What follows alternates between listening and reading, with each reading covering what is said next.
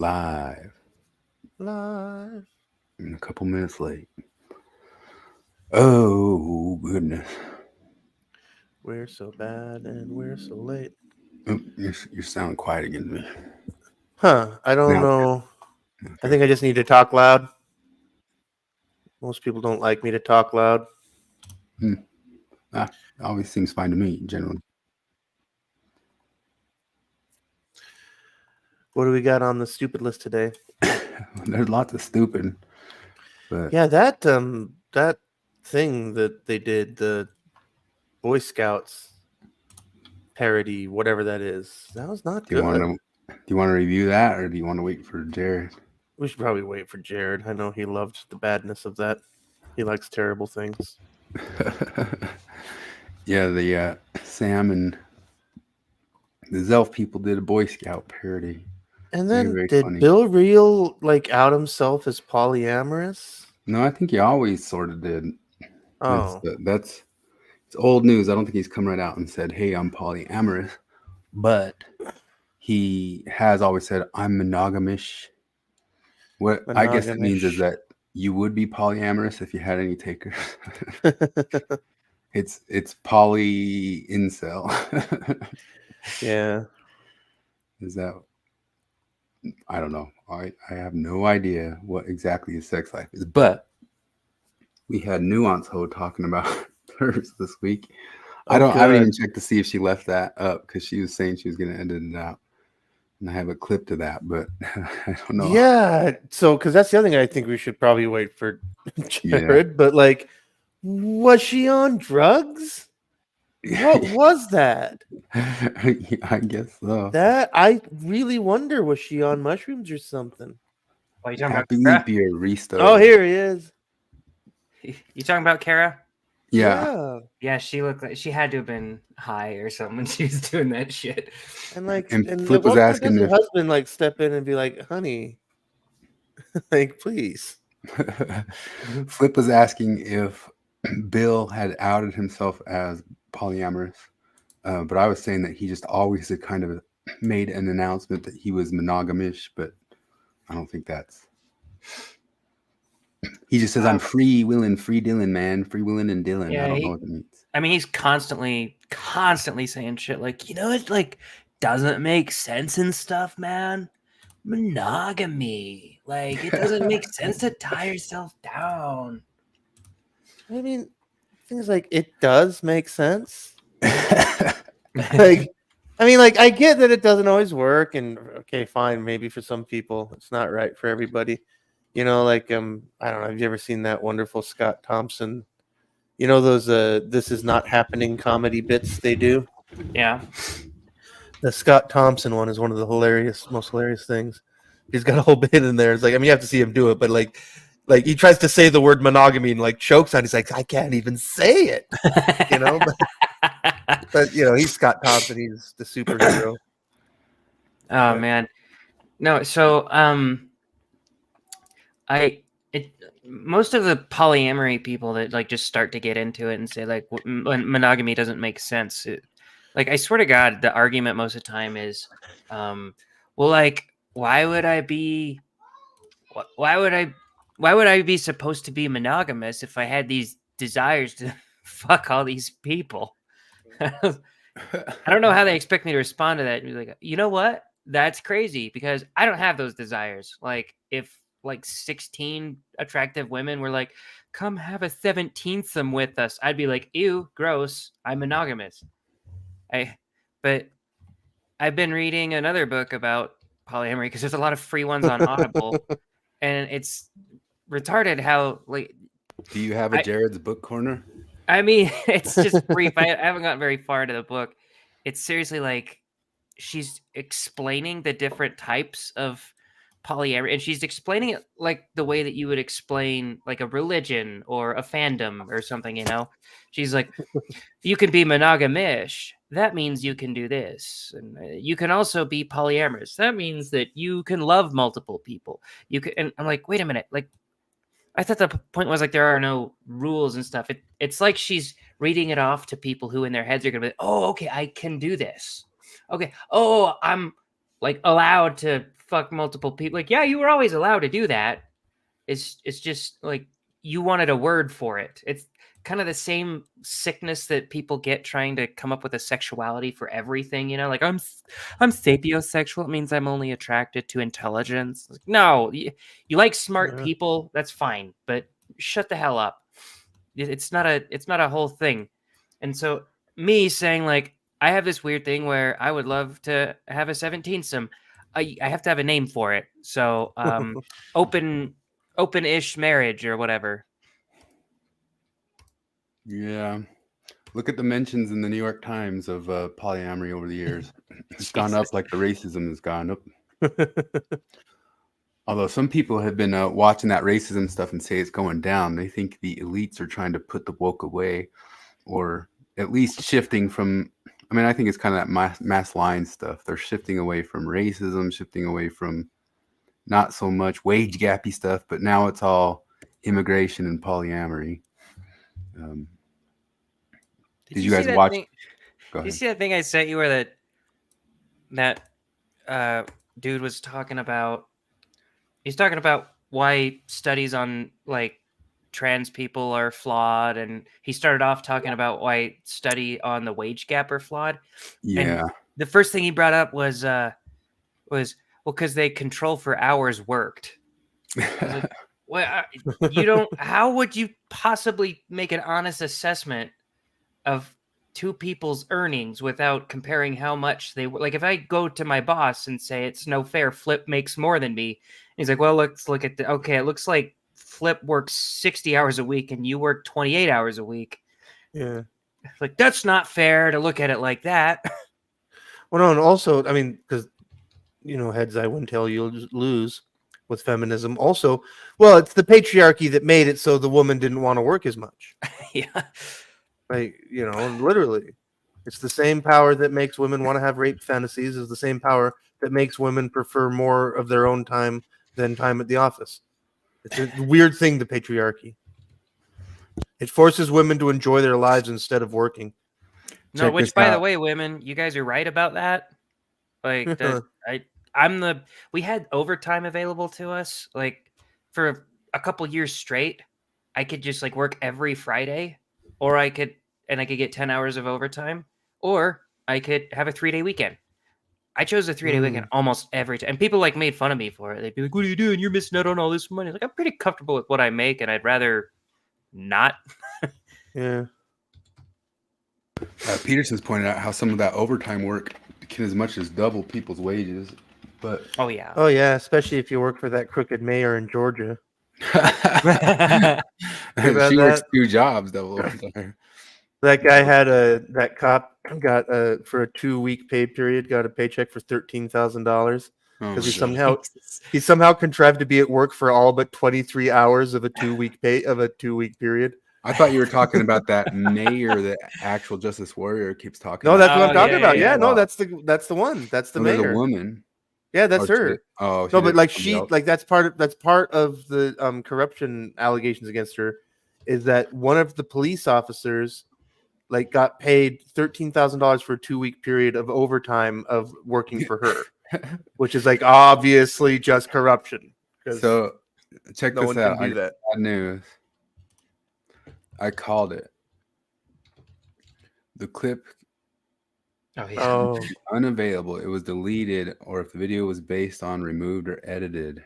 Remember the one I said watch to verify? Yeah. yeah. But we had it on our stream, right? No, that's not No. that one. This is the Oh, was it a different one? Nuance Ho talking about her polyamory, and I just tried to search inside of the thing to find the words, and it's all edited out, and I can see it's like an hour shorter. Yeah, Edited all the stuff out. I clicked on your clip again like the very next day, and it was already. It was I already thought you got a taken down. recording of it. no, but it Somebody must have. records. It only makes a clip off of the actual video. So now you clip on it here, and it says the clip's not available. Yeah. I'd have to record it like into our live stream or something, which I guess I Yeah. should do first next time. But Yeah, I wonder if like I don't know, maybe there's because that seems like I guess she's kind of going through a lot because everybody came down on her for yeah, the sacrament stalking. the sacrament and then stalking what- that she talked about Then Forrest. then Yeah. Oh, then or Carden. She dumped on Carden But in that completely lame way. she was talking about how Forrest talked to her, and she was kind of giving credit to Forrest, but also kind of dumping on him, saying that he made a clickbaity video. And I'm like, your video was 10 times the clickbait of What his a clickbait. weird thing to say. Like because like That was so He made clickbait about your yeah. clickbait. Come on. Kara, yeah, no, and like that Kara, that you've announced that your whole goal is to make your living on YouTube, which like you do that with clickbait. That's what that is. I know, I mean, like and that's you're not actually going a to do it weird. with your incredible talent or comedy. That's actually a weird accusation to level at Forrest, who is, he's also making videos, shitting on the church, right? And Yeah, everybody gave him credit for that video, though. Like it was like a good faith move where he talked about this guy that he really doesn't like, Carden, and how Carden was treated unfairly in this instance. And he said, if you take the video down, I'll take my video down. It's a pretty class act move.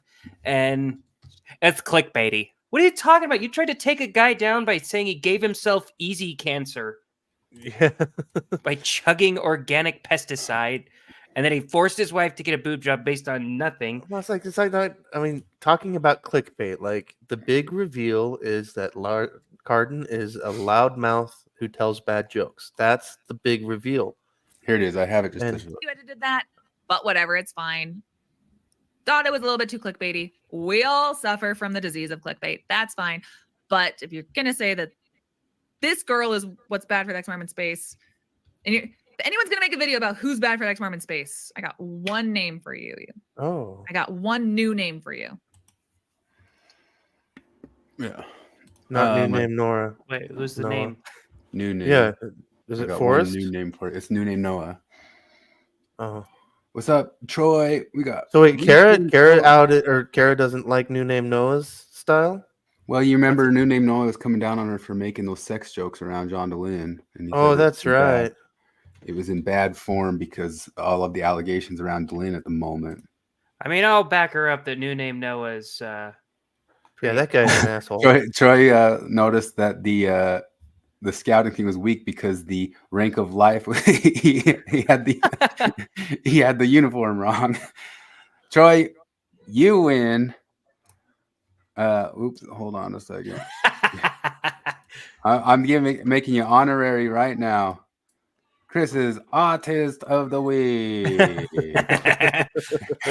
He's able to see what the scouting uniform was, correct or not. Right off the bat. Let's see. I guess I can just go to that since I don't have much Kara now, because everything I had on Kara was her talking about polyamory. Although we could talk about off of memory. That Flip, did you watch it? Because I told Jared to watch because I knew she was going to edit. I mean, I just watched the clip. I want to hesitate because I don't want to sound like hearsay, but it was creepy. What'd she say? She said she had sex with a girl. She rocked it, something like that. I mean, yeah, she was just kind of joking about it. And then she said her husband has a big dick. Yeah, and ladies don't stay off his dick. But she apologized for like 20 minutes, but did say that she is not into polyamory and has watched a ton of stuff go. Oh yeah, that's right. Yeah, go bad in the polyamory world. But I'm sorry. But then also went on to say in that clip that I said, but I did have sex with a woman once. Steve, you also get Artist of the Week. He also has never earned his rank of Silver Beaver. That's the highest honor. Man, I do not remember any of that scouting. Well, I guess I sort of remember like the Cub Scouts, the bear. I thought he was joking. The Weeblo. I remember Weeblo just because I still to this day don't know what the You tricked me, Steve. Yeah, you moved. There's the arrow of light. I think there is a couple things past Eagle, but choices. That's a 20-year pin. Super Eagle.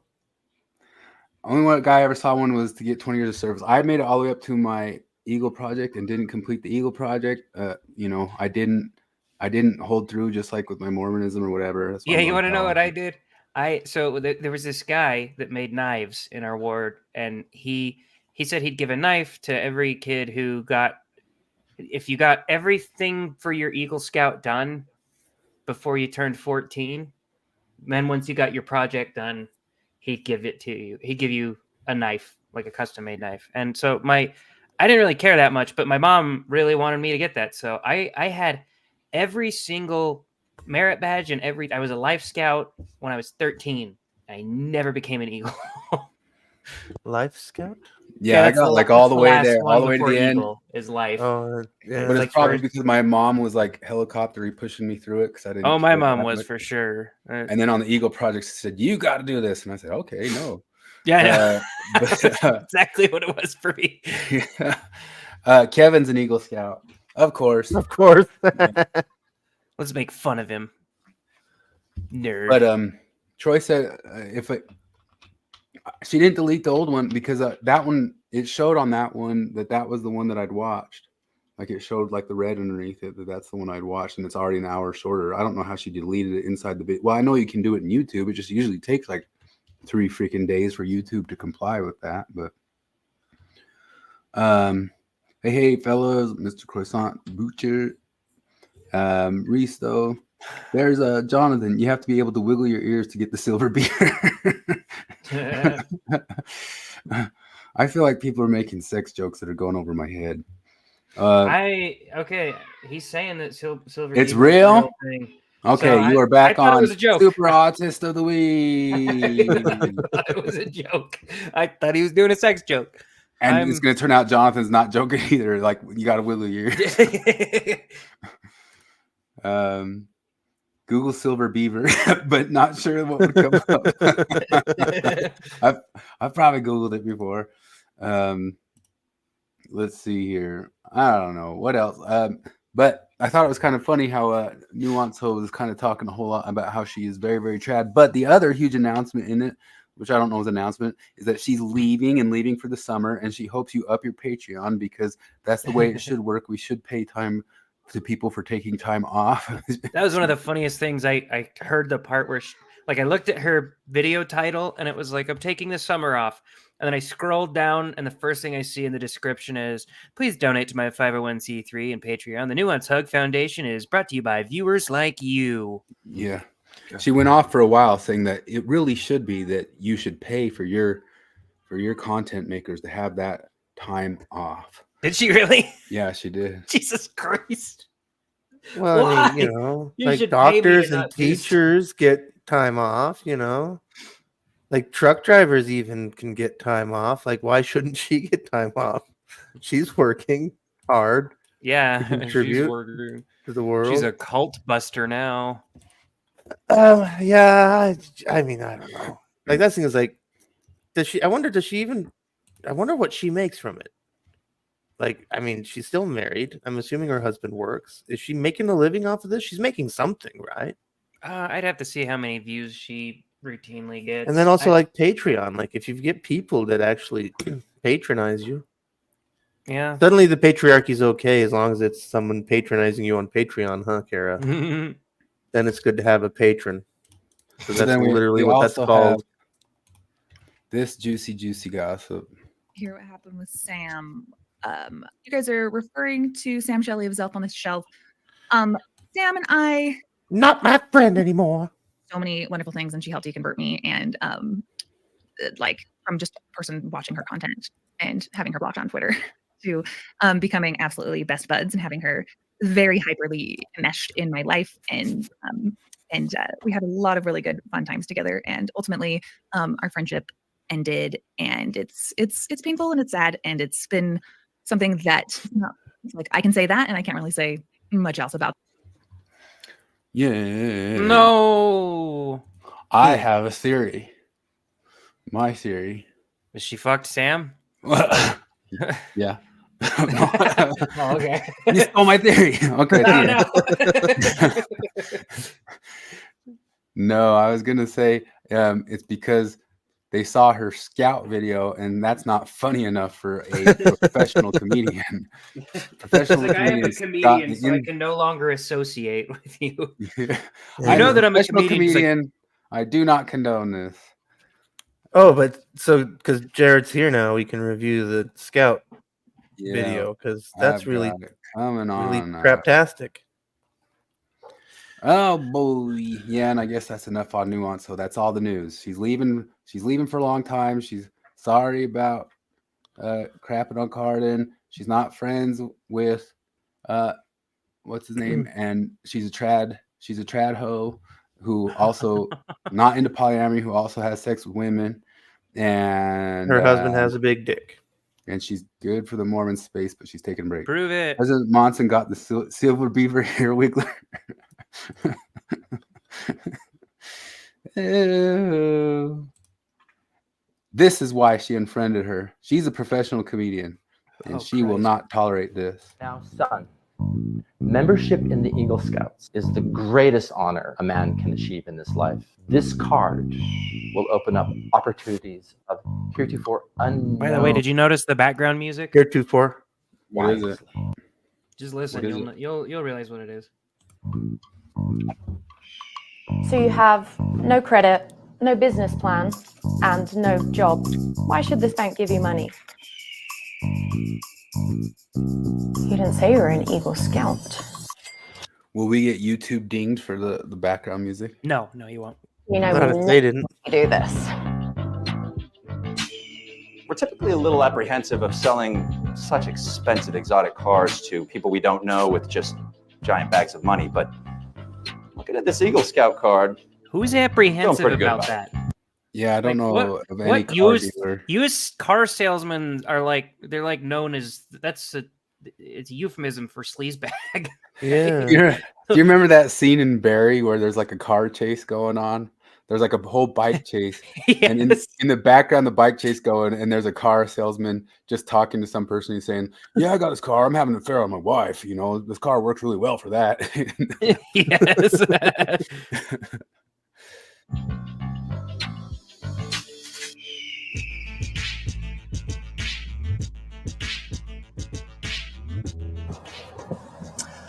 License and registration, please.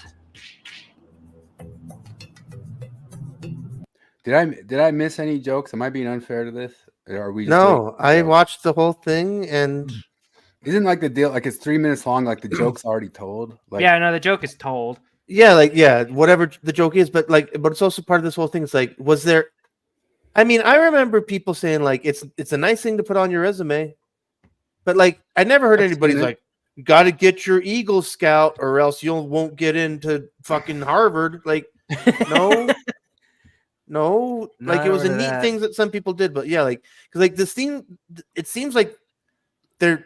I'm assuming it's supposed to be satire of what scouts or fans of scouts say about scouts, but it's not a satire of that. I had Does- one friend who used to bring it up quite a bit to girls' moms he was dating. That's where Oh, That's what I'm an Eagle That Scout. makes I'm an Eagle sense. Scout. And I'll tell you what, they should have. those They moms should have had watched that out for that happen. guy. Yeah. They should have had that happen. He goes up to a girl's mom he's dating and says, "I'm an Eagle Scout." She just grab, fuck my daughter. my Eagle project was that I made abstinence programs for schools. You did? No, that's what he says to mom. Oh, okay. Carry on. I had all the time in the world to watch this earlier, and I only got halfway through. I mean, And I it's really listened that to is 3 the whole- hours of it's- nuance ho, and I couldn't get through 3 minutes of a joke. Oh, you didn't. You Yeah, didn't get to no, the like, best it's 'cause part it's- then I didn't make it to the best because part. because it's hilarious. I'll give you 2 guesses how it ends. I believe in queerness now. so obvious suddenly. Oh, it's that song? Yeah, Will but covers it's- of that it's- song even get you dinged on stuff? No, it's Sam singing it. Oh, Yeah, I was gonna goodness. say, isn't that Sam? Yeah. So it's just like a elementary school that they got to shoot at. I have no It idea. looks like it, yeah.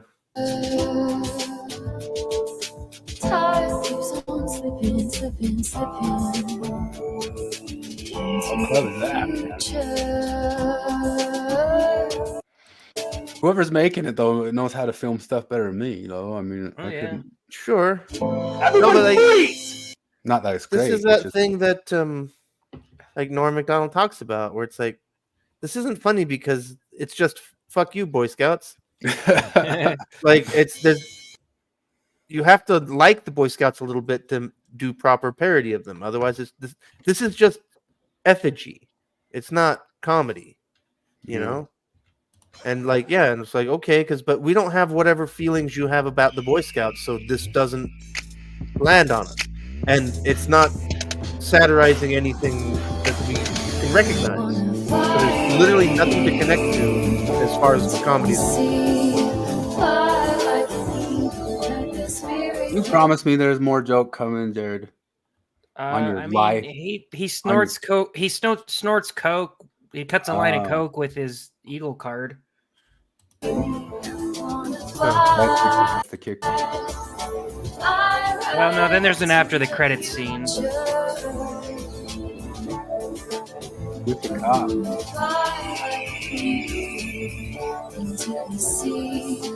Oh, it's got like I've never seen a skit that has like a credit. I just wonder, like, when Wait, it like has an after AI the came credits along, scene, though. like, Is it Marvel after credits? Is it Yeah, McClellan? it's Is well, it it's setting Marvel up the McClellan? Zelf cinematic universe.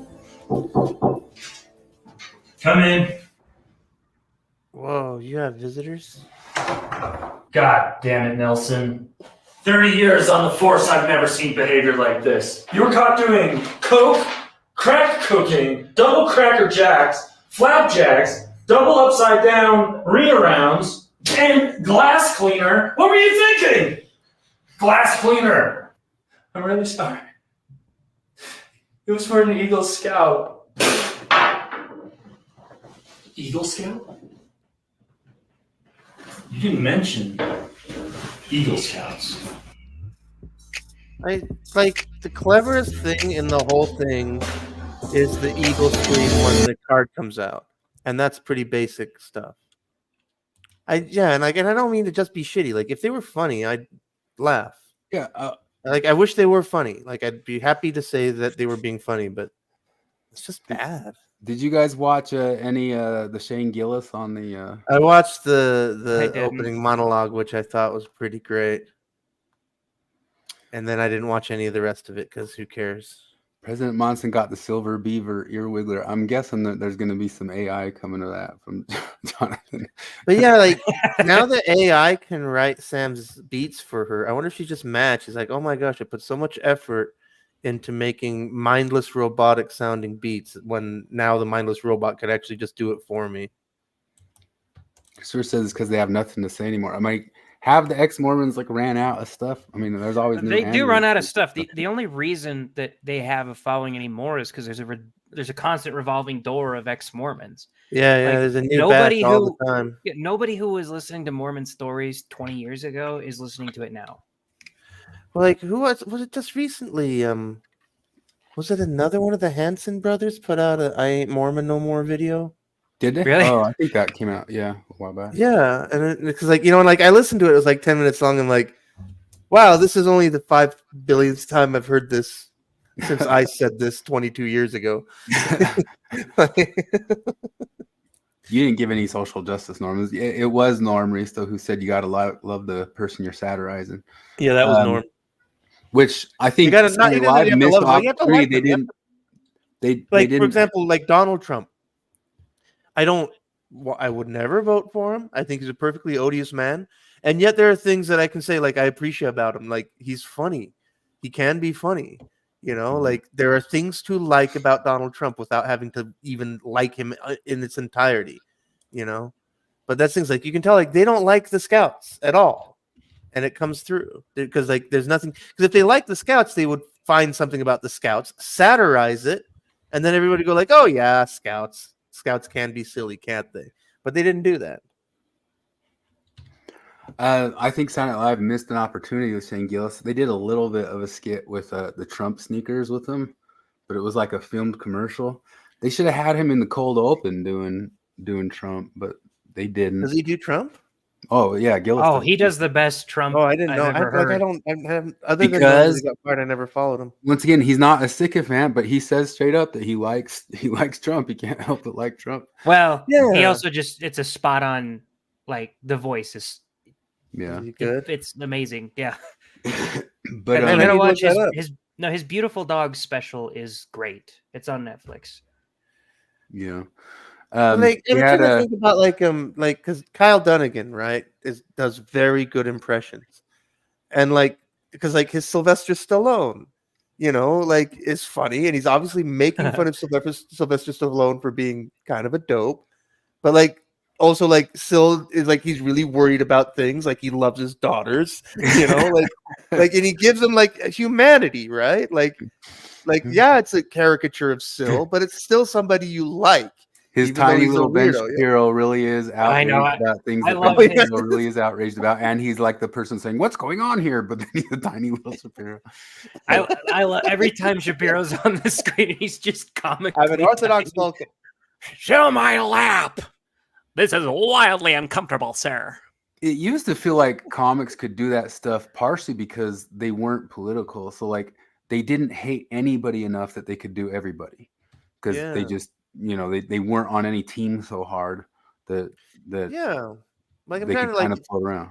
I recently, watched not all of them, but I kind of poked through like early 90s SNL. And yeah, it was so different back then. Like, because for one thing, like they actually made fun of Democrats. Like, they Can you haven't done believe? that. I swear, some of those comedians have to be feeling like we're leaving this on the table. It's right there, and we're leaving. Oh, geez, yeah. They dropped one little joke in the sneaker thing about Biden because Trump had like his. They had Gillis doing the sneakers, and you get the Trump sneakers on, and you win every game. Not because you win it, you just say you shoot the basketball and you go, "That went in." You go, "No, it didn't." So everywhere he goes, he can just like tell people that he's winning because he's got the shoes on. And but then at the very end, they put on Biden sneakers, and all he does is fall over. And I'm like, well, that's huge. Yeah, that's.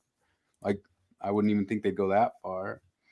I mean, even Kyle Dunnigan had to take that and make it better with the first person American to fall up the stairs in his Fresh Prez theme song. You definitely didn't get women as a scout. What? Whoa! The women. No. He must have been one of those gay scouts I heard about. That stuff worked on my friends' girlfriends' moms. I swear it did. Christopher says, I stand by my recent tweet about ex-Mormonism being run by midwiticists. Witticism. Reese says, what if Shane was lying about having family with Downs? I think he's told that story a bunch of different times. I've heard him talk about it on podcasts. He's got like a niece. That was Down funny. syndrome. But, no, I like it, but like he's absolutely right too. I like that This whole is true. thing. He's talking about his Down syndrome niece. And like, she's the happiest person I know. Like, she's not worried about the election. Like, and that's exactly they right. could probably do a good skit out of that. Like, if they liked scouts at all. Oh yeah, again, because like you have to know something about it to make it recognizable. Because otherwise, it's just, it's because none of us like. I mean, I'm not a big fan of scouts, but I liked scouts, but like. None of that was recognizable to me as anything from Scouts. I definitely didn't like Scouts, but I like parts I liked of it. And I see the value in it. So I like going to like the camps and stuff and doing that sort of stuff. I love badges.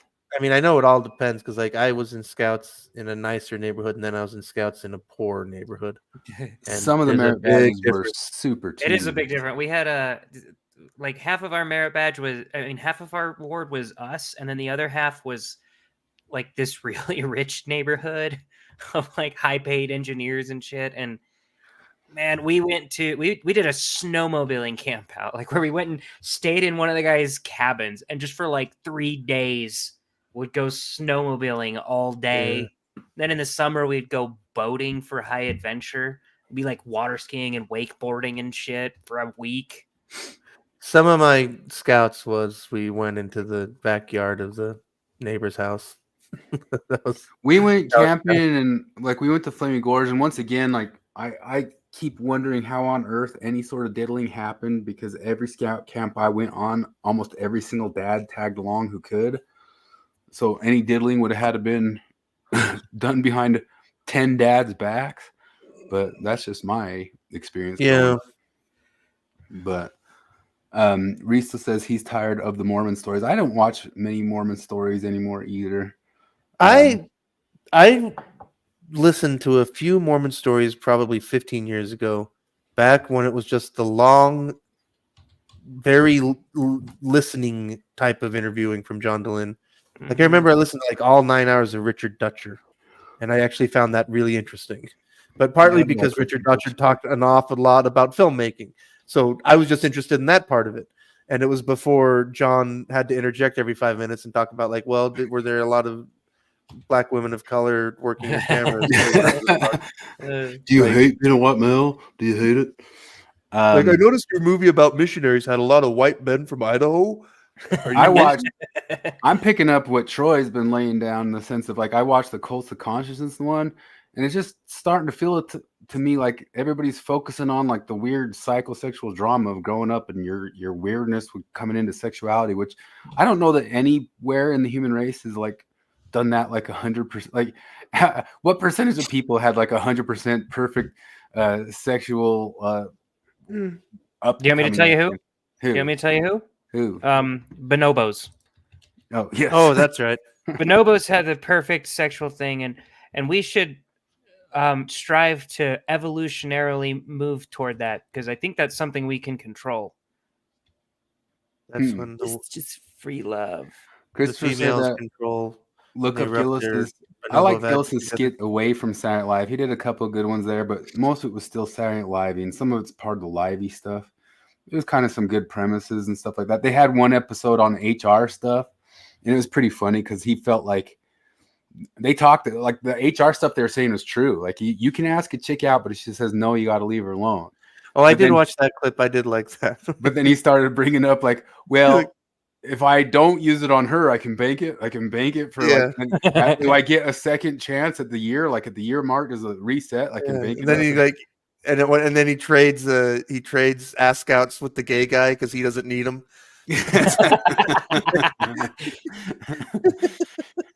It's so true to how like employees act too in the world. Like, can I bank Although it up that for was another something sketch where it's like so many SNL sketches. I'm like, this thing was 45 seconds too long. You know, like they always just run them out just a little too long. Yeah, but they had to just fill up the time, I guess. But yeah, and it's always just feels a little bit weird live. Sometimes I guess that kills. Sometimes it's terrible. But I thought it was pretty weird how he kept mentioning during his monologue that it was dying, and I was like, it doesn't sound like it's dying. So I was wondering if that was like added laughter later or something like that, because he kept going like, I guess you guys aren't going to laugh at that. I guess that's not funny. I guess that's just, but it was pretty weird. The Tom Brady workplace skit, we showed that on here once and we got it taken down for showing that one. Yeah. Because that was actually true of, that one's actually true of sexual harassment too. It's 100% true. It's all just unwanted. It's just completely subjective. So Jared with the bonobo truth tonight. Oh, you guys watched any other media lately besides the Saturday Night Live? No. Any other stuff? Any other stuff? No, there's some guy on YouTube that makes all these documentaries about his theories about ancient Egypt pyramid shit. I'm really fascinated by it. Really? And then he said a bunch of stuff that I never really knew about that I learned as a kid.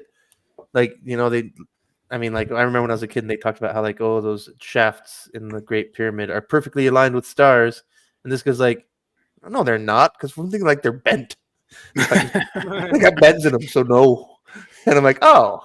I always just assumed that bullshit was true. That somebody told me, he's like, yeah, it's fucking aligned with the stars. It's a perfect straight line. He's like, no, that's just dumb shit. Return to bonobo. Yes, everything's about returning. Get out of our heads. Get out of the idealism. Return to bonobo. Return to. That's what Pol Pot got wrong. It wasn't year zero. It was year bonobo. Year bonobo. So I finally watched the Oppenheimer this week. And, is it good? The movie's about McCarthyism. Let me show you this because. Is it is it an acting tour de force? Is it script good? No, the acting's okay, but I thought it was a little bit weird hagiography of the guy. So one of the things about Oppenheimer, it's weird. I watched that and I watched the of them. I would say not woke, but both of them I would say still lefty lens, like the non-woke lefty lens, because it was all McCarthyism. Lefty lens? What? Just real quick, because speaking of lefty lens, because I was just thinking briefly, I actually wish that we had Dan McClellan in the room because There's actually something I would like to ask him that, as a language expert, that he might be able to answer for me. Is it hagiography or hagiography? Is there Or how do you pronounce it? Yeah, like which way is it? Because I've heard hagiography and I've heard hagiography. It seems that if you're following Latin rules, it would be hagiography, but it's Greek, isn't it? So like that's all I need Dildo Dan for, is to actually tell me about the pronunciation of Greek or Latin derived words. But then like he'd tell us the lefty lens and say that it's wrong to make positive movies about Oppenheimer because something about right wing authoritarianism. Let me show this, because like Critical Drinker was on trigonometry, and Constantine called him out because they were saying it wasn't woke, but Constantine's right about it. Hold on. Oscars now. What is the point of the Oscars, really? Because the last time anybody really talked about the Oscars in any great detail was when Chris Rock was assaulted. Yes. And that was nothing to do with the movies or anything. It was just, one man punches another kind of thing. I don't know. At this point, it's becoming increasingly irrelevant. It's reflected in the viewing figures, really. It's pretty much just Hollywood kissing its own arse for an entire evening. The degree of self-congratulation, the arrogance of it, and the fact that you've got all these people who flew in on their private jets to be there for this ceremony. They're wearing suits or dresses that cost more than we make in a year, and they're going to lecture us about climate change and being, and saving the environment and cutting back on things. He was right here. Sorry. Hold on. Speaking of visually arresting movies, I thought Oppenheimer was so cinematically beautiful, and that one it was a movie that I really loved. I really enjoyed that. Were you similar to that? Very much so. Certainly up to the point of the end of the Manhattan Project. The third act is obviously the fallout from that. That's what I'm working. The later life of Oppenheimer. The trials. Very much it devolves into a lot of very dry legal proceedings and so on. I probably would have trimmed that down personally. Hold on. Sorry. Because I'm all fascinated by this, though. That's the most clips of Oppenheimer I've seen. Because it looks like a good-looking movie, but. So they started saying this. Here you go. One of the reasons that I loved it, there was no political lectures. There was no talking about politics. It was just a story that was well told, well acted, well written, well shot. I think so. I mean, your only political dimension to it is like the universal idea of science going too far or creating something that is going to have unforeseen consequences. They're rushed to develop the atomic bomb. Where's this going to lead? A whole world filled with these things. Well, and what happens when people start using them? And so that is a pretty universal theme that doesn't try to take a stance necessarily one way or the other. It's just an interesting philosophical idea to explore. And yeah, it was nice to not be lectured by a film and just allow the audience to draw some of their own conclusions from what they see. Going back to the Oscars. Can I just disagree with both of you on this, by the way? There's a massive political dimension to the movie that gets smuggled in that is so well that both of you didn't notice it, which is the McCarthyism thing. I don't think it's even smuggled in. It is the movie. Like Constantine calls them out here, but the whole film is about McCarthyism.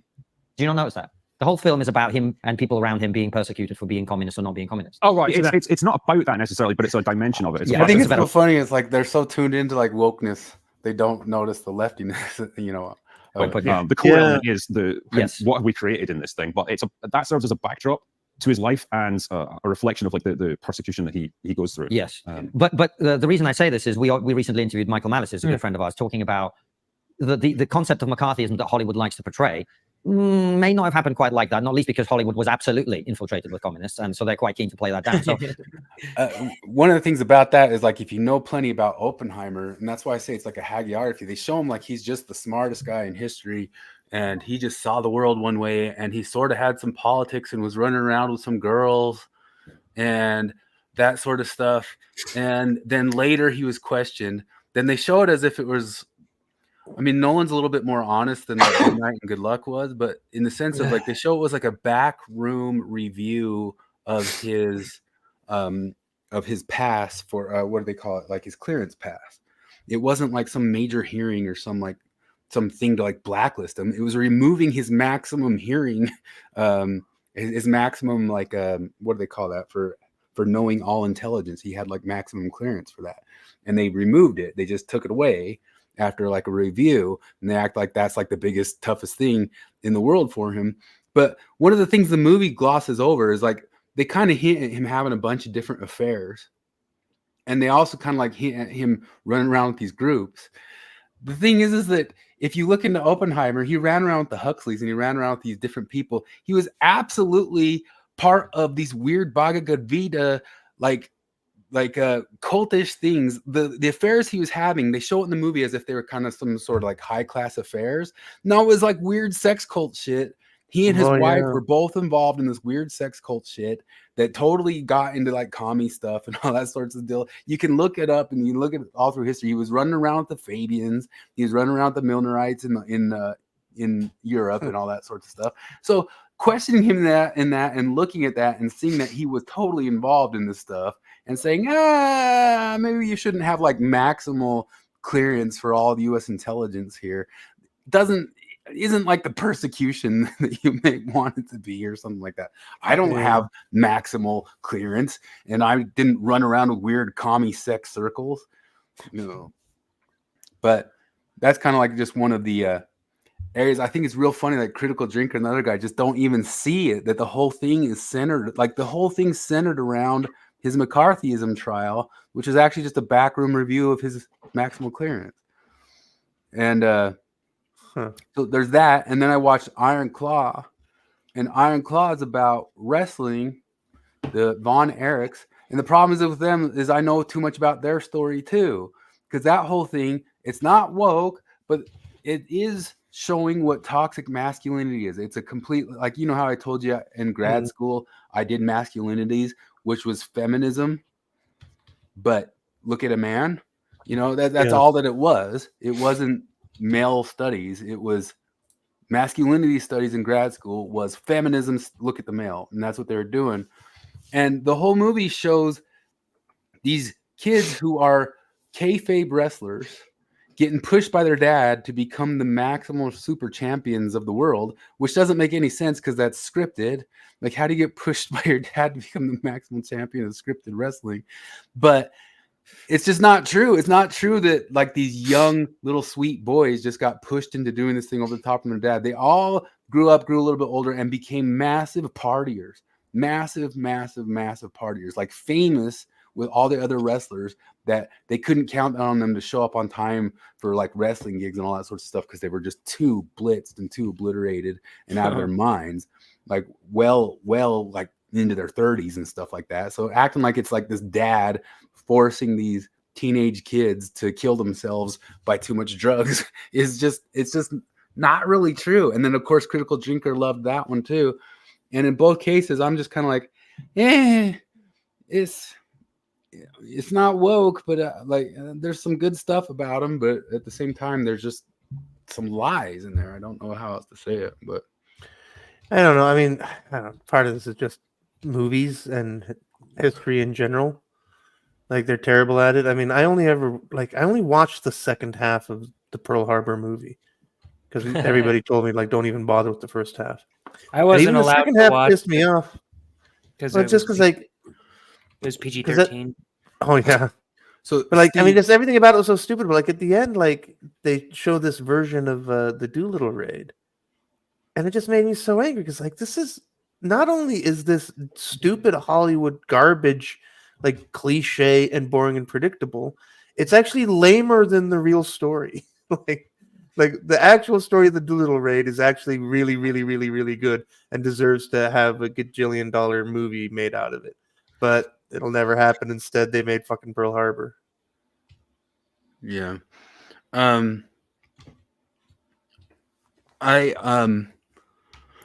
Steve said, I didn't know that, boys. You must have watched the movie. I'm going to give like a little bit of a spoiler. It's kind of early movie. The first boy dies, and that did add to their depression. It added their depression that their brother died and some of that other stuff. But the movie acts like he hurt his stomach and then was pushed to go to Japan by his dad to go become the champion, and then he died from a bowel obstruction. If you talk to any one of the people who were there and witnessed the whole entire thing, it's come out entirely that no, he OD'd, and they lied about a bowel obstruction in Japan, and they lied about it to cover it up. And when he was in the room in Japan, a bunch of the other wrestlers who were there with him cleaned up and grabbed up all of his bottles of junk and stuff when he killed over and died from the OD. He did not die from an like some bowel obstruction that his dad pushed him into a wrestling thing for. He was a junkie. Oh, sorry. You can finish. Go ahead. I was watching a weird thing. Have you seen Zoomer Zoomer Historian? I think is his name. He's a YouTuber. No. Okay, so I think a bunch of like Nazis follow him, right? Because most of it's like World War II history, and all these people in the comments are like talking about how Hitler was right and stuff.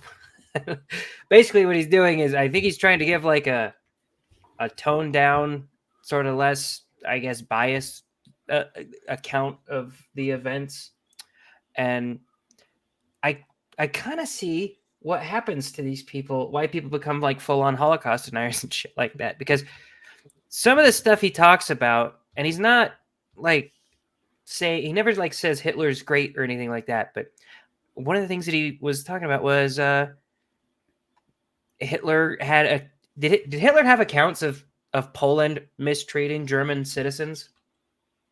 Like, do you guys know about? I don't know much about. And I mean, I know like, the whole war was I kicked think off I've heard with the that, false yeah. flag thing, but so I know that, like, I don't know. There was and I have to constant look into claims this from to the know. Soviets and the Russians that the Soviets killed everybody in the town. The Nazis killed everybody in that town. The Soviets killed everybody in that town. They were both like saying they were freedom fighting the others. Well, and we can see this playing out in real time with Israel and Palestine. Like, every time I hear something with them, I'm like, this is probably fake. I don't know. I don't believe anybody when they say anything about it. But no, watching this, he was making the claim that like Polish government was supposedly like brutalizing German citizens that live there. And I was like, man, I need to find out if that's true, because if it's true, I was taught in school that like the Polish people were just sitting there minding their own business, and all of a sudden in came the Nazis and they wanted to take over the world, you know? So I don't know. I need to study more about World War II. It was a crazy thing I was watching. And of course the comment section is full of people. And like the guy himself, he talks about he's like, no, Hitler definitely did a lot of evil shit. So I don't think he's like a Hitler apologist. It's just that his videos are full of comments of Hitler apologists. yeah, no, it's like, because I think this is one of those dumb things about trying to explain the world to people. Is that like, yeah, Hitler was a terrible, terrible, terrible guy, but not every grievance he had was invalid. Like, you know, the way Germany was treated after World War One, like a lot of people, not just Hitler, had issues with that. And even a lot of historians now look back, even, you know, Western historians look back and say like, well, yeah, that's not how to do that. Like, let's not do that again. You know, like just that. But like, it's the same thing with like Putin. Like, some of Putin's grievances are valid. That doesn't make everything he does justifiable. I shared with you guys that video. I'll cover much of it here, but of like all the Holodomor deniers that are out there. The what? Holodomor deniers. So this is the thing I need to figure out, because I was talking to my Russian friend, and he says it's Golodomor. How you say it? Well, yeah, because one thing that's weird that I haven't quite sussed out yet, but it seems that like the Cyrillic G, Jared knows what I'm talking about. In Russian, it's a G. Yeah. And when it's transliterated to Latin, they transliterate it to a G. For some reason, the same Ukrainian letter, when transliterated to Latin, is transliterated as an H, but you still say G, and it's very confusing. I could ask Julie Bailey, who's just been talking to me. She's got a Russian degree and served her mission in Russia. I didn't even realize she was an ex-Mormon. Oh, I didn't know that either. Yeah, it was news to me. I just found out today she's on Benjamin Boyce today. I guess I'll pull it up for a second. But it's she can tell us. Ukrainian, yeah, Holodomor, but I think it's Golodomor. But I'm trying to. I'll message her right now and ask her. Yeah, no, I want to know. But this thing is like, ever since I learned Cyrillic and then started reading Ukrainian, and I was confused because I'm like, wait a second, this is different. It's the same thing also like in some of the Yugoslavian languages, when they transliterate a G sound in Latin, they transliterate it as an H. I'm asking right now. Yeah, it's this is exciting podcast. So is it a city? No, it means the hunger death. Golodomor. Is it a Ukrainian thing? Yeah. It's death by so hunger. when But I'm yeah, okay, oh. so when I type in Golodomor in Cyrillic into Google, it pops up Golodomor v Ukrainia. So that's a hunger death in Ukraine. Yeah. So yeah, I think you're right. I think it's Golodomor. Because the whole reason I brought this up is when Dimitri came in, and I was like, "Hey, I was just asking, how is it?" Because I was asking, "Is it Holodomor or Holodomor?" Where the stress is, and I've already forgotten where the stress is. I think it's he's like he didn't understand me at first, and then he was like, "Oh, Golodomor," and that's when I learned this. And he was in the Soviet Union. He was in the Soviet Air Force. Yeah. He was So one of those guys. even if you type in Cyrillic Holodomor, it comes up. The wiki page is G. So Yeah, the guy. Yeah, I don't know why some middle-aged, not middle-aged, some like Middle Ages monk that was deciding how to transliterate languages decided that So Ukrainian is H. this is Julie. I was just barely talking to her earlier tonight because I saw her on this, and I talked to her and said, "Hey, I saw you on that. That was cool." And I didn't realize that she said this. Introduced me to Leslie.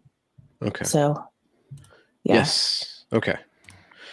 So apparently you have a problem with communism, but what has communism ever done to you? Actually, that's a good question. So I lived in Russia in the late 90s, and I was a missionary in Russia for a year and a half. And it wasn't what communism did to me, it is what it did to the people of Russia. And That's why I was like, "Wait a minute, you're a mission for a year and a half. Protestants don't do that. Only Mormons."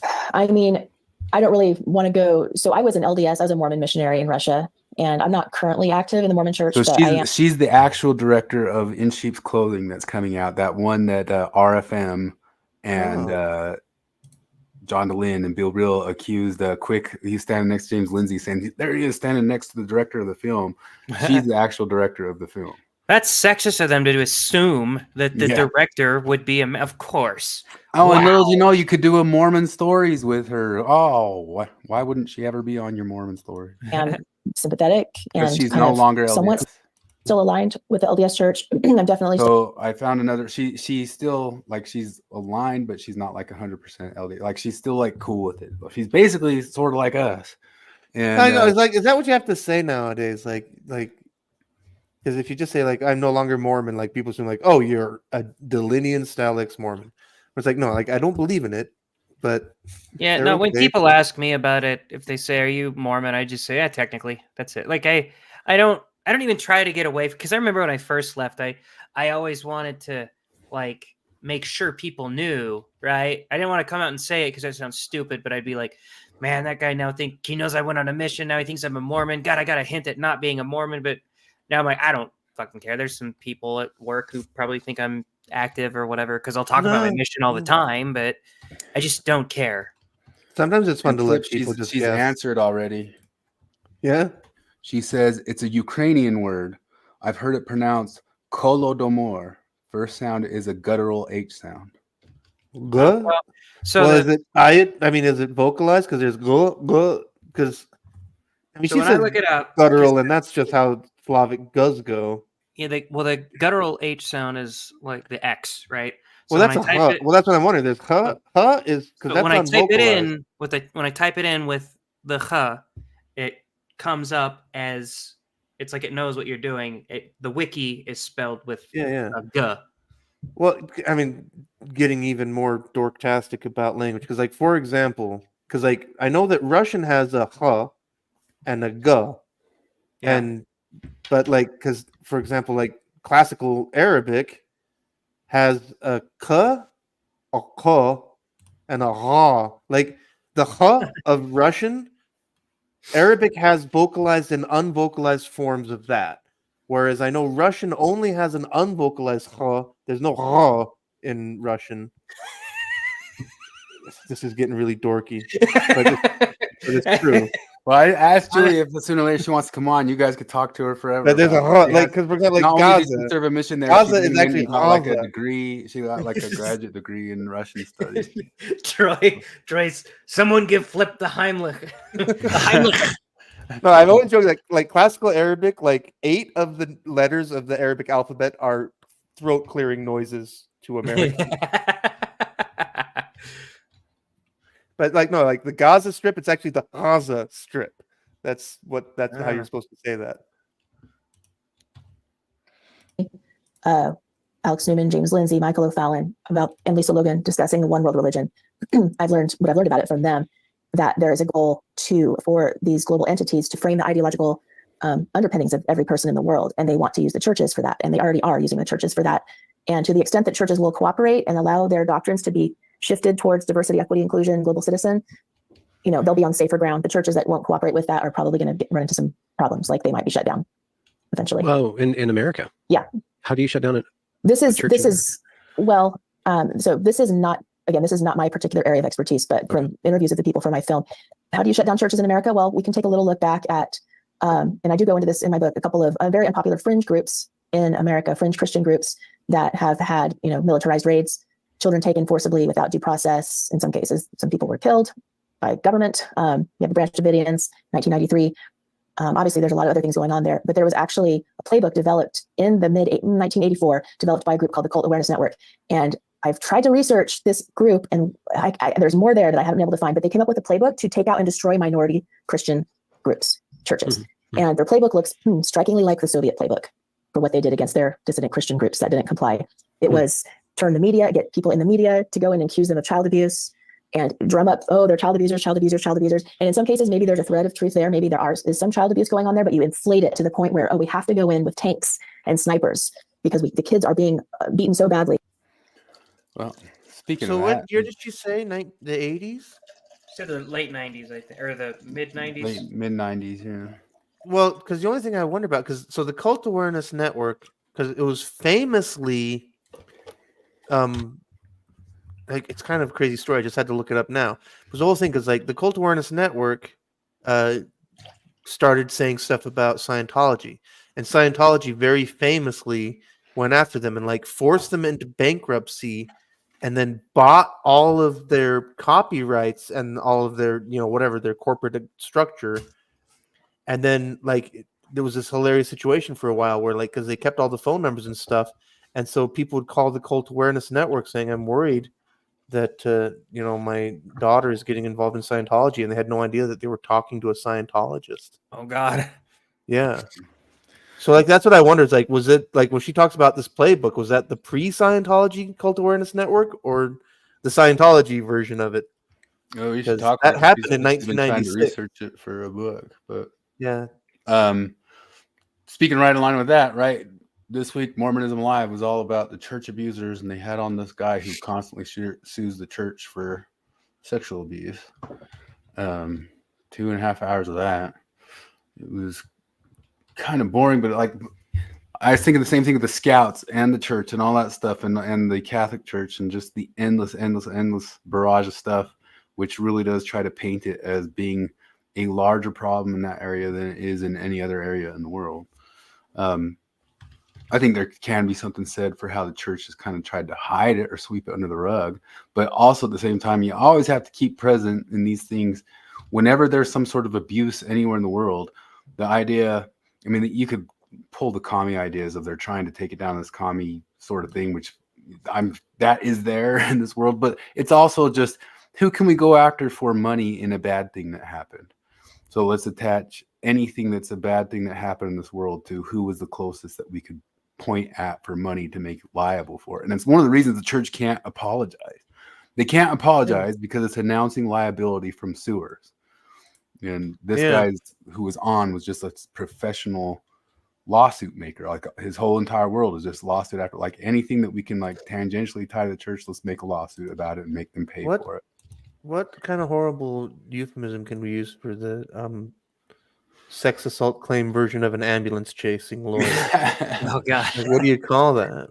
I think you've talked about it before, Flip, and he was just basically mentioning, he said he's gotten to a point where he can speak shorthand with them and write them a letter, and they'll just pay with just to avoid any court stuff nowadays. It's almost just write the letter, get the money, write the letter, get the money, write the letter. That's the thing John Larson said more than 10 years ago, is that if you're a woman in the church, if you want a $50,000 check, you can get one. Just write a letter. Write a letter. They'll cut the check. And that guy basically said it. He said it outright. He says, "We have shorthand. We have short." Like the first time they fought it, these terrible people, and it was probably a pretty bad case that they were kind of trying to sweep under the rug. But at the same time, still, the question is like, how liable is the church for some random, molester? Yeah. The guy wasn't like a bishop or anything. They just like let him into the ward, and then they said, "Well, somebody at the ward told them that they so and so's should like let him into their house or something like that." I'm like. So the Mormon church is at fault for that, Yeah. No, the other thing is like, because again, like, I don't know, like this thing always comes up with shootings where it's like the police were warned. The police spend all day responding to warnings. Like, I don't know what you expect them to do, But just like she said, and we all know, is like it's true here and there. There's ones that could have been pinned on them, but like the way they try to frame it, that it's just like the sex abuse central. Yeah. It's endless avalanche. The church of like it, just and simply looks the other way, and that like everybody in leadership understands just tacitly, like, oh no, we're okay with this. Don't we do everything and like we can in to the let it go scouting on? world, Like it's goofballs. acting like all that sorts of stuff was just overrun. Like not like it was on average, probably more rare than it is in any general population, and that's one of the things that we looked up the numbers before of what they tried to claim with the Catholic Church, and they extrapolated from one single case in one French town to try to make the percentages of what it must have been over the world. And you just go like, no, it still comes in under the percentage of what it is just at schools. And I promise you, I've said it a million times, if Thrive ever became a big enough organization, if it got big enough, it would have as much sex scandal in it. It would have as much lawsuits. If you get big, like I made the joke before, like they only had 5 people and they already had a sexual harassment. That's 25%. Speaking of Thrive, you're going to one, Jared, and there's a Longhouse Thrive. Are you doing it? You going to Thrive? I mean, I wasn't thinking about it, but maybe I should, No, I guess you got it. I deserve to thrive. How much does it cost to thrive? I don't know. How much does that cost nowadays? I'm not sure. I went to one of them, and it's because they wanted Morgan to speak at it, and I don't know. They didn't like her speech quite as much because it was basically just Jordan Peterson personal responsibility shit. Oh, I'm Thrive-a-ho. Thrive-a-ho. Thrive-a-ho Falls. You should talk him into changing it to Thrive-a-ho. Thrive-a-ho. I thought it was funny because so he put out that thing this week saying, "Hey, I'm going to start doing some writing stuff. Anything y'all want me to write about?" And they kind of go, "Well, if you're getting into writing, doesn't that mean that you have like a bunch of stuff on your mind you want to write?" But But what was weird too is that that Mormon News Roundup ripoff they were doing. Yeah. They announced this week that he's stepping away from that because he had too many things on his plate. I'm like, well, why do you step away from that to then say, anybody want me to write anything? Like something wasn't adding up there to me. But whoa, maybe I'm doing too much math. Do you live in Ammon? I do. Or Lincoln or New Sweden? I live in Ammon. It's for real? Yeah. It's Idaho Falls, basically. Idaho Falls is very big. And Ammon is just on the other side of a street from Idaho Falls. And oh my God. I clicked on Ammon on the maps. Talk about gerrymandering. That is not a natural boundary for a city. That's hilarious. Is it not? It looks like it's just a street. I don't know. It's just a 25th Street that divides Ammon, and of course there's Iona too. There's weird, stupid shit. I don't know. To me, I always thought that a town was like civilization surrounded by wilderness, and that's all it was, right? So when I tell like where are you going? We're gonna go to Salt Lake to visit some relatives. It'd be like, oh, what city? Yeah, I don't know, Salt Lake. Like, what are you talking about?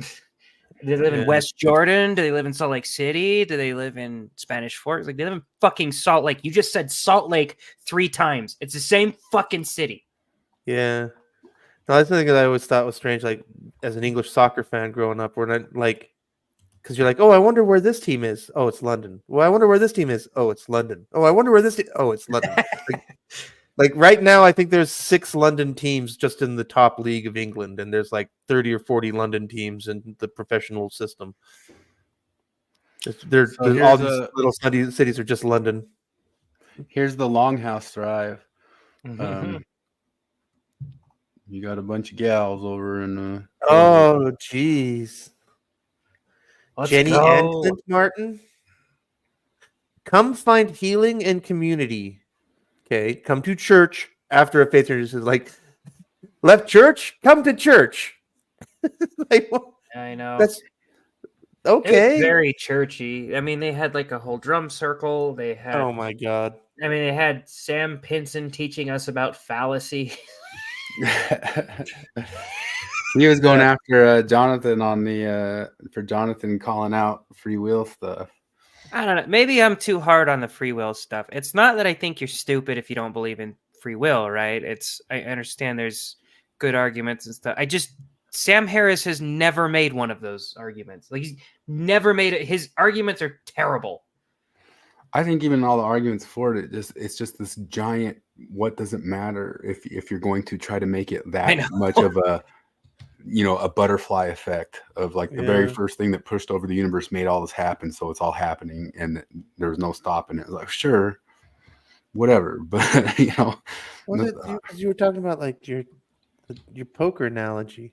Is that like you could preset the deck and play that same preset 1,000 times, even with the same 9 people, and you would get different results with every single hand. Yeah, we could preset that deck, and we could run it. I could run like a 100-person tournament with preset decks for each table, and it would come out different every single time. And every single hand would start getting very, very different as different people got knocked out at different times. Yeah. So that deck's totally preset. Why is there just like a massively different outcome time and time again? It's not going to be the same chair that wins that every single time because of agents who were changing things. Yeah. Well, but you can say, too many that those agents before ate eggs or something that made the guy go all in on this third hand. Like, come on. Yeah, like because I mean, it doesn't matter who you are, because like when you're at the poker table, like one of the things I learned early on playing no limit hold'em is that like you can't just play conservatively, because conservative is predictable and predictable is defeatable. And so right there, you have to like kind of convince yourself to mix it up a little bit, And so like there are times that I would call with those 2 cards in this position for that much. And then there are times that I wouldn't. And my chip stack might not even matter. It might just be a matter of like, what am I feeling is the mood of the table? I want plenty of times where hold these cards, or do I want them to see me play garbage? There's plenty of times where I go into a hand saying I'm playing this like it's aces and I don't care what it is, because they don't know what I have, But there's so many people who are just like faded, like what the card to get or what the card to get. But of course, the free will people would say, well, you are predestined to be that way with your, it's like there's so much infinite agent action in the middle of everything. And then if another agent gets involved doing something. Well, the other thing is because you say agent, and like, what if that agent is a drunk Asian? Because everybody who's played poker in America knows what a drunk Asian does to your table. Because like they play poker like it's a slot machine. And they just like to drink and throw. They go crazy. Just screws, it can. Stereotyping. Yeah, you need the stereotype. If you're playing poker, need the stereotyping is going to help you. Yeah. But there's all sorts of stuff you learn in poker too that you can like read in other people. Like you can look at their stacks and see if they have a messy stack, and you can get like a sense of what type of player they are. If they got a clean stack, just how they move, how they act, how they look at their cards and stuff. Well, like that old guy that every single dealer that's come through this room in the last 8 hours has said, "Oh, hey, Larry. Oh, hey, Larry. Oh, you're here all the time, Larry.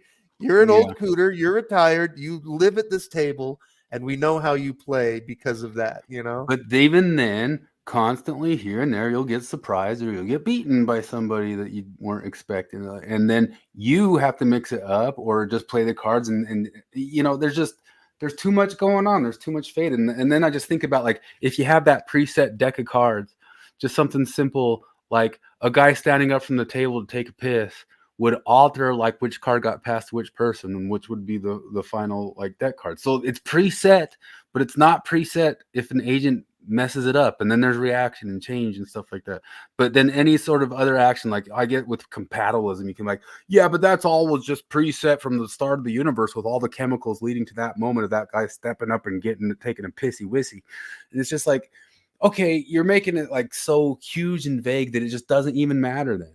But in the middle of all that, there's agents acting, and you can't just like march around going like, it is what it is. Like you have to take action in that game to beat that game. You have to take actions in that game to mess with what is already set in that deck, you know. But, and I don't know. I looked up ChatGPT to like try to get a short version of Sapolsky's book, because supposedly Sapolsky took it all the way down. And it's just the same arguments. It's just, yeah, everything got set from the start of the world, including the chemicals, including like what you ate for breakfast this morning, including the gust of wind that I made you think of your childhood. So then you didn't make a bet or something like this. It's just, come on, like going to that level of it, like what's interesting about it? Like, how is it even interesting? But I do agree with Daniel Dennett that taking it too far then makes people start becoming overly fatalistic and beyond fatalistic, not going to think that they can try to work to improve their situation at all ever any better. Like there's negative effects to sitting there walking around believing that. So even pragmatically speaking, that whole free will argument stuff's just so dull to me. But anyway, wanted to talk a little bit. Abigail Stryer was on Michael Malice, and they talked about over navel gazing stuff. And on the Radical Center, they also talked about like the satanic panic this week. And a lot of the satanic panic stuff was, these were like a group of therapists who were saying like, maybe we as therapists need to look back at that and see how therapy got like caught up in a mind virus at a time and helped push along some bullshit. I mean, you don't even have to go back that far. You just go back to the 90s with the repressed memories shit. That's like it's happened again and again and again. Cause of that shit. The field is completely like liable to fall into it. And one of the things they know about therapists in general is that they're high in like conscientiousness, high in agreeableness, and all that sort of stuff. They know that on average they can like test the type of people who get into that. They're susceptible to fall into bullshit and just go along with bullshit and not want to go outside of the bullshit stuff. Abigail Stryer talked a lot about it with Malice here. So that kids can't take the same risks they would have if they had just been left alone. Can you discuss from your work, how much within the mental health industry is there some kind of self-criticism? Is there any sense of looking around and being like, guys, maybe we're on the wrong path? Or is it kind of like the COVID thing? We're all in, and anyone who questions this in any way needs to be, have their license revoked and driven out of town in a rail? So that's an amazing question. So I found this incredibly bifurcated reaction.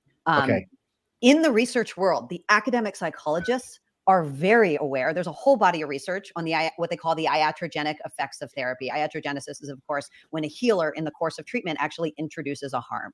And there are these known iatrogenic effects of therapy. That doesn't mean— John DeLinde, could you cause harm? Could you cause harm? Could your therapy cause some harm? No one should undergo therapy, of course, just like people need to go to the ER if they're shot or they have a wound. But you shouldn't do it lightly because there are these side effects, and they're known by researchers. And so are, by the way, of course, the side effects of all our, psych meds, SSRIs and whatever. These are well known by research scientists. But here was the crazy part. When I asked practitioners, ordinary therapists, school counselors, shrinks, very, MFT degreed therapists, can therapy harm a patient? Most of them would minimize it or deny it. Talking about your problems can only help, they would insist. Right. Well, that isn't true, and the research has never shown that. Yeah. Uh-oh. I don't know. But like, have you ever— I've been to 3 therapists, I think. And not very much, right? So the first one was one my friend suggested, and I only did one session with him because he wasn't covered by insurance, and it was the best therapy session I ever had. And one of the first things he told me was, "Look, not all therapists are created equal," and He was a really wise guy. He gave me a lot of good advice and stuff like that. The next one I went to was we went to a marriage counselor one time, and he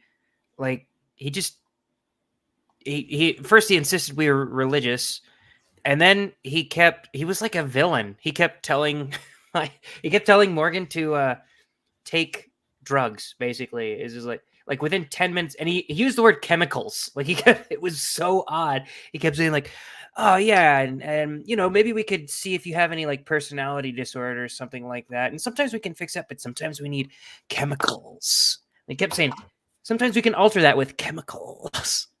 And then the other one was a lady who just kind of like every time I'd come home from it, Morgan would be like, was it good? And I was like, I guess. She just kind of like listened to me talk and didn't say anything. I have friends that can do that. I forgot to mention last week, but I meant to show you in the. Go ahead. Sorry, just because talking about therapy, because I've been talking. It's coming up a lot lately. But one of the guys at work is a part timer that teaches intro writing courses at UVU. And he was telling me, like, I can't remember what we were talking about, but he just brought up, he's like 70% of the time when I give them open writing assignments, they can write about anything. They write about mental health.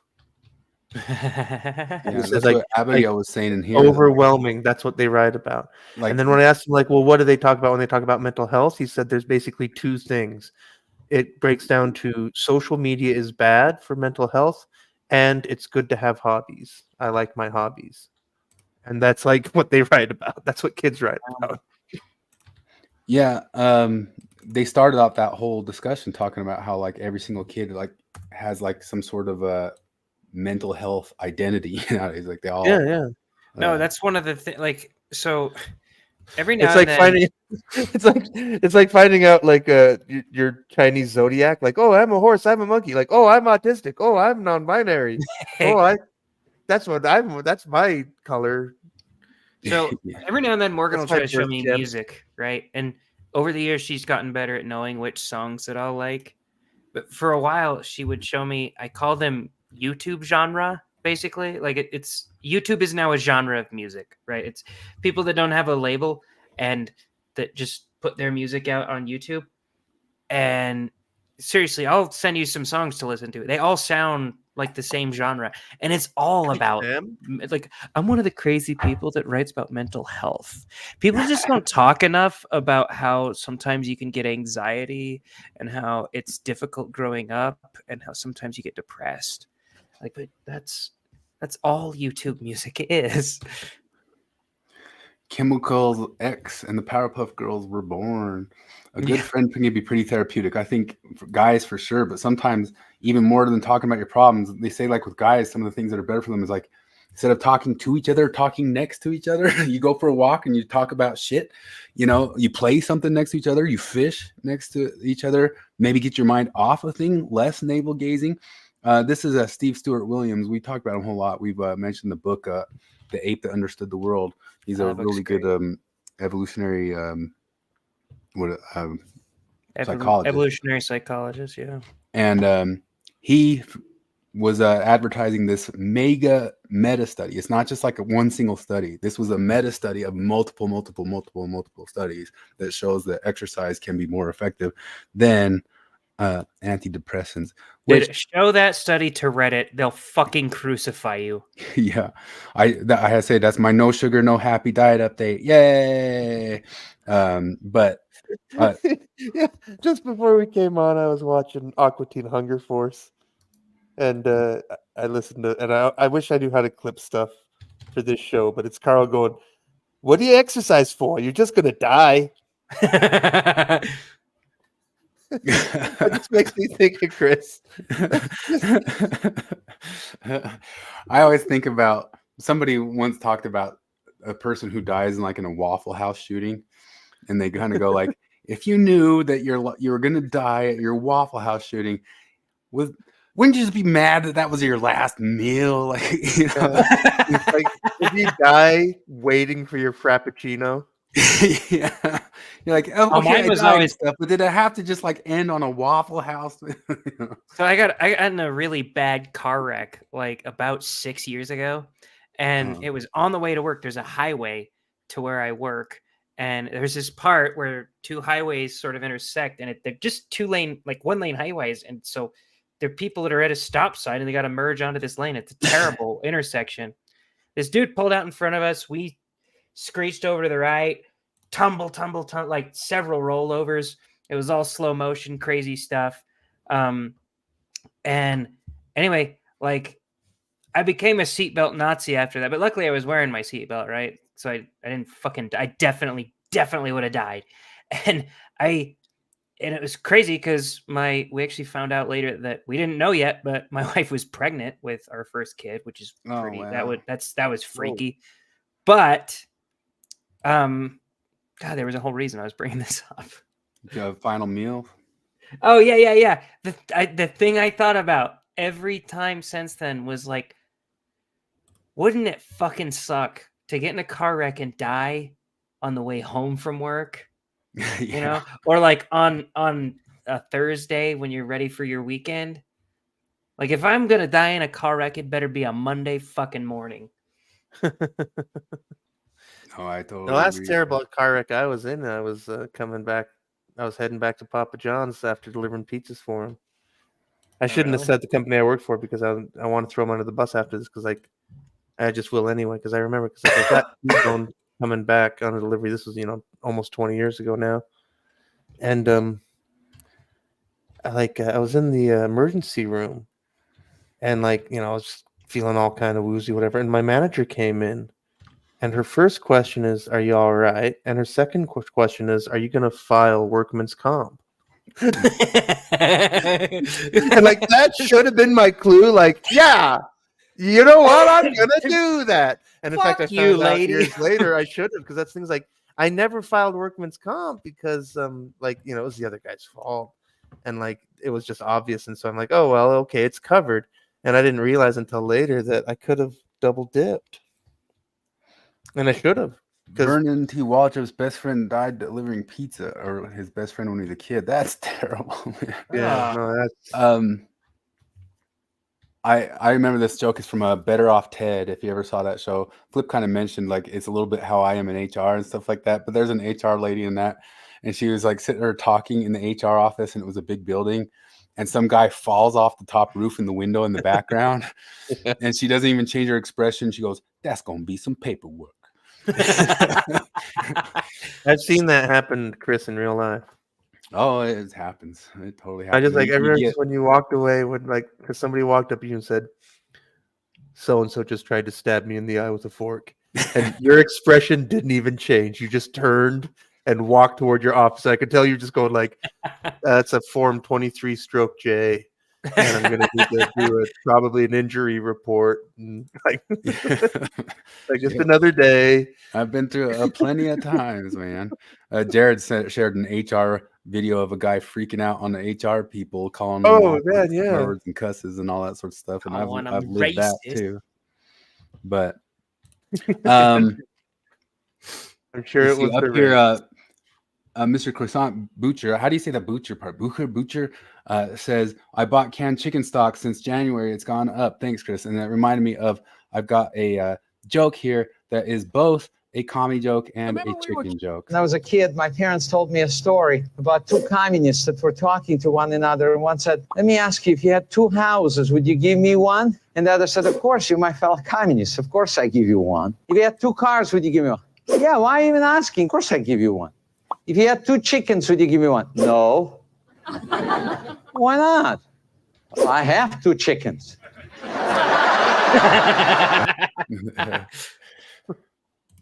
Thought that was a good joke. But anywho, what should we move on to? Do you want to listen to this girl who actually turns out to be an ex-Mormon too, railing on the trad wife stuff again and being unhinged about it? A different ex happens to be ex-Mormon? she's made like a huge following on TikTok. She's an ex-Mormon. I actually think she looks like Nurse Ratched too. That's why I put Nurse Ratched on the Wait, is that Longhouse. who I'm thinking of? What's that? Play the clip. Is it that? Yeah, lady? I haven't pulled it up yet. Hold on one sec. I'm gonna where to go. Here she is. How fast? Oh, that's a different lady. Yeah. So she's been constantly commenting on the trad wifeys, and So it's becoming very clear to me that we have gotten this trad wives conversation very wrong. Over the last few weeks, I have tried to talk about how a number of seemingly mainstream influencers are very much influenced by like the domestic labor propaganda that trad wives also push, and it's gotten a ton of pushback. And at the same time, I've been having these interviews with a number of podcasts and publications, and one of the top questions I've gotten asked again and again is, what do you think the implications of this are? Like, are young girls going to want to become trad wives? Like, is there going to be a cultural shift? And so I'm going to say this like once very clearly about what we have, I think personally, gotten very wrong about this. Trad wives are not propaganda for a future that we want to avoid. Trad wives are symbols of the dangerous present that we're already living in. Like, we are not preparing for some future culture war that looms on the horizon. We're living in the aftermath of the war that we lost. The idea that trad wives What are are you like talking about? highly specific women with highly specific principles, and they have to fit all the designations in order to fit, and blah blah blah, is to deny the fact that we are all already living under fundamentalist Christian rule. We are all already living in systems designed by neo-Nazis. We are all already living in a world where we don't have full bodily autonomy, and we are all already shackled by domestic labor. They There's don't so many have studies full that show that bodily people with full-time jobs autonomy. are doing more domestic labor in their household What on are you average by a talking long about, shot you crazy than their male wacko? counterparts. And that's why I I've have been to trying drive point out so many across a different state line if I want to get a 22-week abortion now. ways, Has she all of the ever ways in lived which anywhere not in the U.S.? Because we got some pretty fucking liberal abortion laws, lady. Because that's all you mean by bodily autonomy, by the way. It's the only thing that ever means. It's never like, oh, you can drink as much fucking alcohol as you want, and that's insane. You could get high every day in most states. which all of us are trad wives in some way. Like, I really don't think that it is going to have the effect that we think it is to continue to argue that only a small sect of women fit under this category. Because what we're really doing when we do Yeah, it's total Handmaid's Tale out there, lady. that is we're trying to other them. We're trying to prove that they are different than us, that we are not like them, that we can prove all of the ways in which they check a different box on their list, and therefore we can put them into a little corner and keep them in a box. We have always lived in a profoundly regressive world when it comes to being a woman, and it has gotten profoundly more regressive in the last 10 years. So the idea that we are worrying about like what the Sounds Mormon like church a is Nazi talking about Jews. Like, I didn't even realize, because she mentioned a bunch of the trad wife commenters are Mormons before, but I didn't realize she was specifically like an ex-Mormon commenter. going to do next when we are currently living beneath a government with active fundamentalist Christians and active neo-Nazis who actively want to talk about taking the last few remaining rights away that we have. The cognitive dissonance has become genuinely too much for me to bear. And the last they're talking that about tipped taking you off. away That the should've- last rights you have. That's something That that's should have being tipped talked you off, about. Chris. How did you not? She used the word cognitive dissonance. How did you not know she was That an came ex-Mormon? after saying Mormon church stuff, but I mean, Oh. I could have just guessed at any point that, I mean, any sort of critical consciousness person has a high chance of being an ex-Mormon these days. Last thing I'll say is that there is so much focus in the interviews that I've had of like, are they going to convert people to religion? That's their goal, isn't it? No, their real religion is capitalism. Their real religion is consumerism. And we are all converted to it already. Jesus We are all addicted Christ, to lady. consumerism. We really need to look at like the plummeting rates of religion and recognize that we are addicted to a totally different way of creating meaning in our lives. And that is with stuff. Calm down, Caroline. Don't get more heated. I'm not saying that there's no value in understanding the roots or trying to create designations around this type of category of traditional woman. And I have done some of that myself. What I don't think you've done that at all. am saying is that if you aren't looking in the mirror and thinking about all of the ways in which you are already living under a system Could it be part of evolutionary psychology why women like trad wife stuff and guys like trad wife stuff? that makes you a trad wife, then you are missing a huge part of the conversation. It also means that we are essentially missing our last gasp chance at clawing back some of the basic rights that we've been denied before all of it is gone and we don't have any access to do it anymore. Basic rights. I'll be right back. Abortion on demand. That's the only basic right she's talking about. That's fucking it. What right I has she know, it lost? really is. Yeah. No, it's one of those things that like it's basic truth, but everybody always gets mad when I bring it up. Is like men don't have the right to vote. Women do.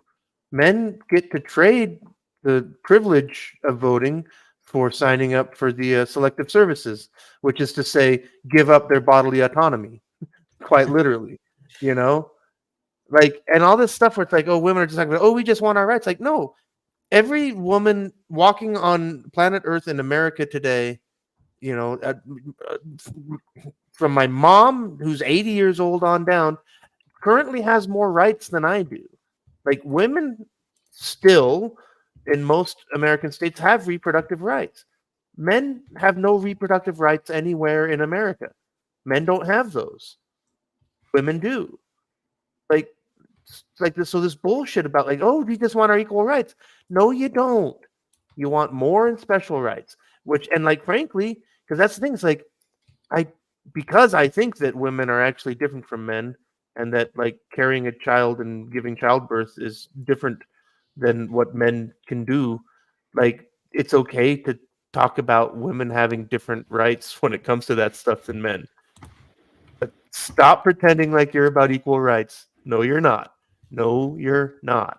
Well, what the fuck do you even think a right is? Well, yeah, that too. They act like these things that they call rights, human rights, are just things that are just self-evident to everybody. Like, well, yeah, all there's a lot things of that I call human rights are like things like things Well, they're paid like, what for it is- are also rights. Like, I saw somebody arguing. We had a gubernatorial candidate for Idaho who was arguing that the internet is a human right. And like, that's just bonkers. No, I know. I said that to one of to like the key liberal guy, and he always feels the lefty guy, and he always feels the need to defend like anything that I think is stupid. So he's like, oh, I think the access to the wealth of knowledge of humanity is probably a human right. And I was like, no, like, I don't think she should restrict you going on the internet. I'd say maybe that's a right, but like, you don't have right to having. Do you understand the amount of labor that has to go into place for you to have access to the internet? And you think that like people should be forced to give you that just for free? Yeah. Well, the other thing is like, because when when feminists talk about rights, when they talk about women's rights, what they're talking about is complete freedom from consequences and responsibility. That's And what they positive mean by rights, being rights. given stuff too. Yeah. That's been a discussion that's been coming up. Actually, it hit Twitter really big from that thing we talked about last week, where that lady said that only Christian nationalists believe rights come from God, and not that other people who aren't Christian nationalists, just Christians, also believe that.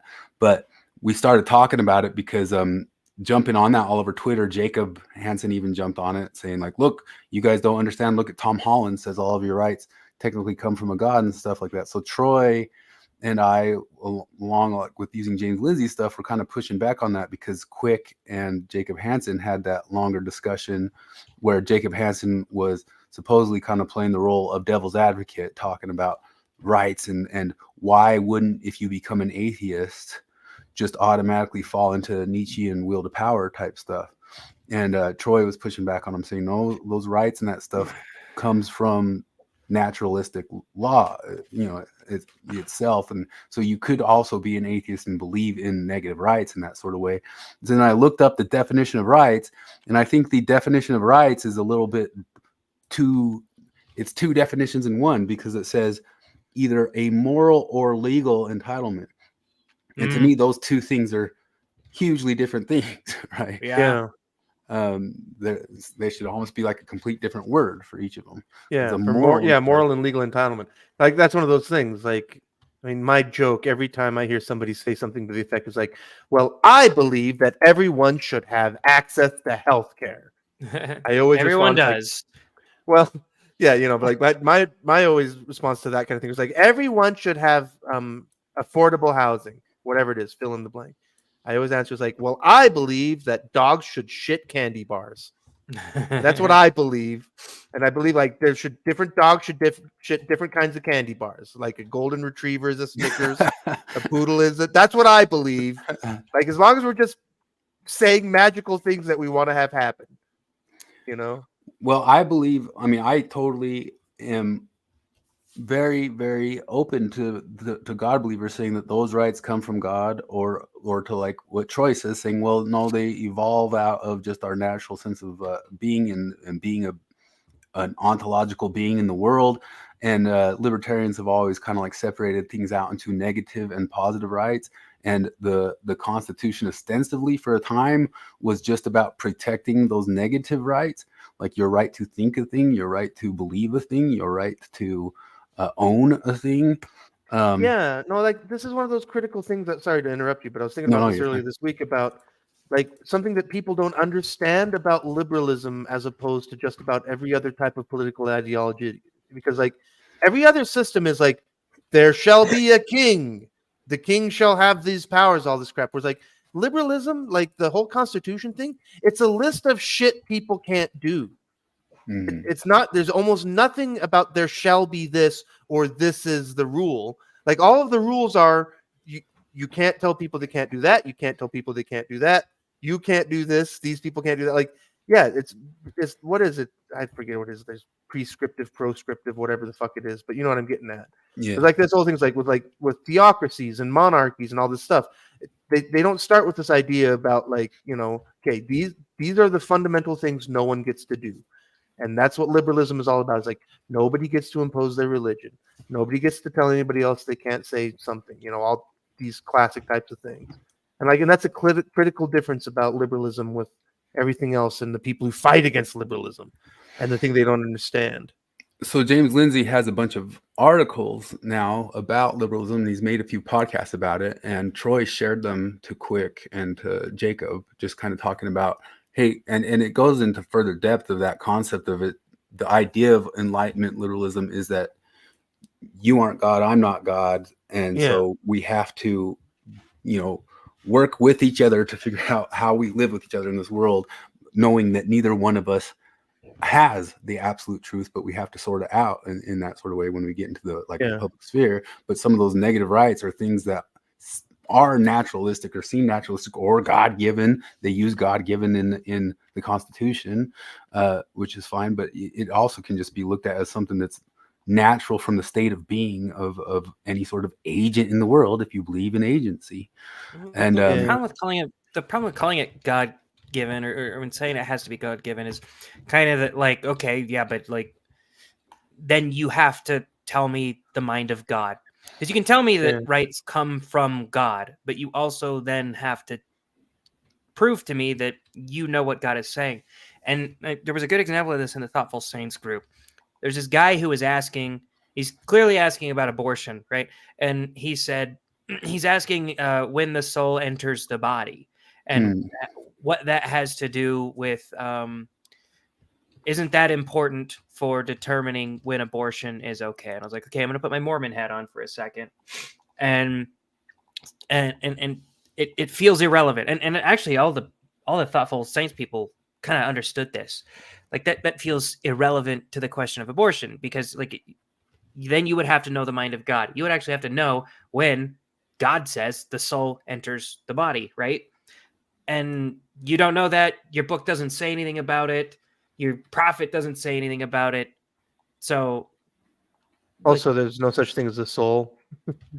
Okay, well, I'm just saying, like, so, but, you know, but I'm just saying, like, there's layers to this problem. What I'm saying is, if you're making these God claims, then you're also going to have to know the mind of God. So, like, if you're working with people in liberalism who like do not believe in God or don't believe in your specific brand of God, or even believe in your specific brand of God, but don't have your specific interpretation of God, then you're still gonna have to like crunch the numbers and figure out like the nuances of. I hate that word. Sorry. You ruined it for us. Risto says, wandering through the woods isn't helpful all the time. The Constitution doesn't provide any rights. Yeah. Well, I mean, but since the advent of the Constitution, you could say every ounce of law. It's one of the things that drives me a little bit crazy about any politics is you'll hear a lefty and they'll say, what laws have been passed? What extra laws have been passed? We need to be passing laws. And so much of like a more libertarian worldview is, no, we need less laws, please. Let's undo a bunch of these laws. But people, since the advent of the Constitution, have just been going trying to tack stuff onto it, and a ton of what they're trying to tack into it is positive rights.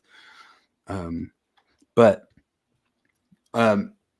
Lindsay's defense of liberalism, because he says not a lot of people who are in liberalism. I remember the first time I went on with Jonathan is we kind of tried to flesh out what liberalism is or supposed to be, because we were all ostensibly liberals for a long time, and it's like that all just got thrown up into the air just in like the last 10 years, and a bunch of people go and trying to push, and what happened on that Twitter debate is all these different lefties came out saying rights are only what the government grants you.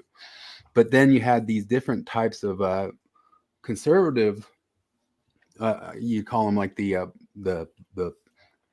postmodern Christian, the postmodern right would say it's God given, and then we know the different gods and that sort of stuff. So this is actually the stuff I was trying to get into with Jacob. It was really, really preliminary the first time I went on Thoughtful Saints, because we were talking about a whole discussion Boghossian and Sargon had, where Sargon was starting to kind of push for the idea of, it's what Alexander Dugin talks about, that Russian guy who supposedly Putin likes and all that sorts of stuff. And it's the same ideas that Yarvin talks about, is he believes that a king is like a CEO. And this actually even comes from Hans Hermann Hoppe a little bit. And the whole idea is that if your king or your CEO also buys into the law, like they buy into you as a people, as your family, the same. So they have skin in the game with you.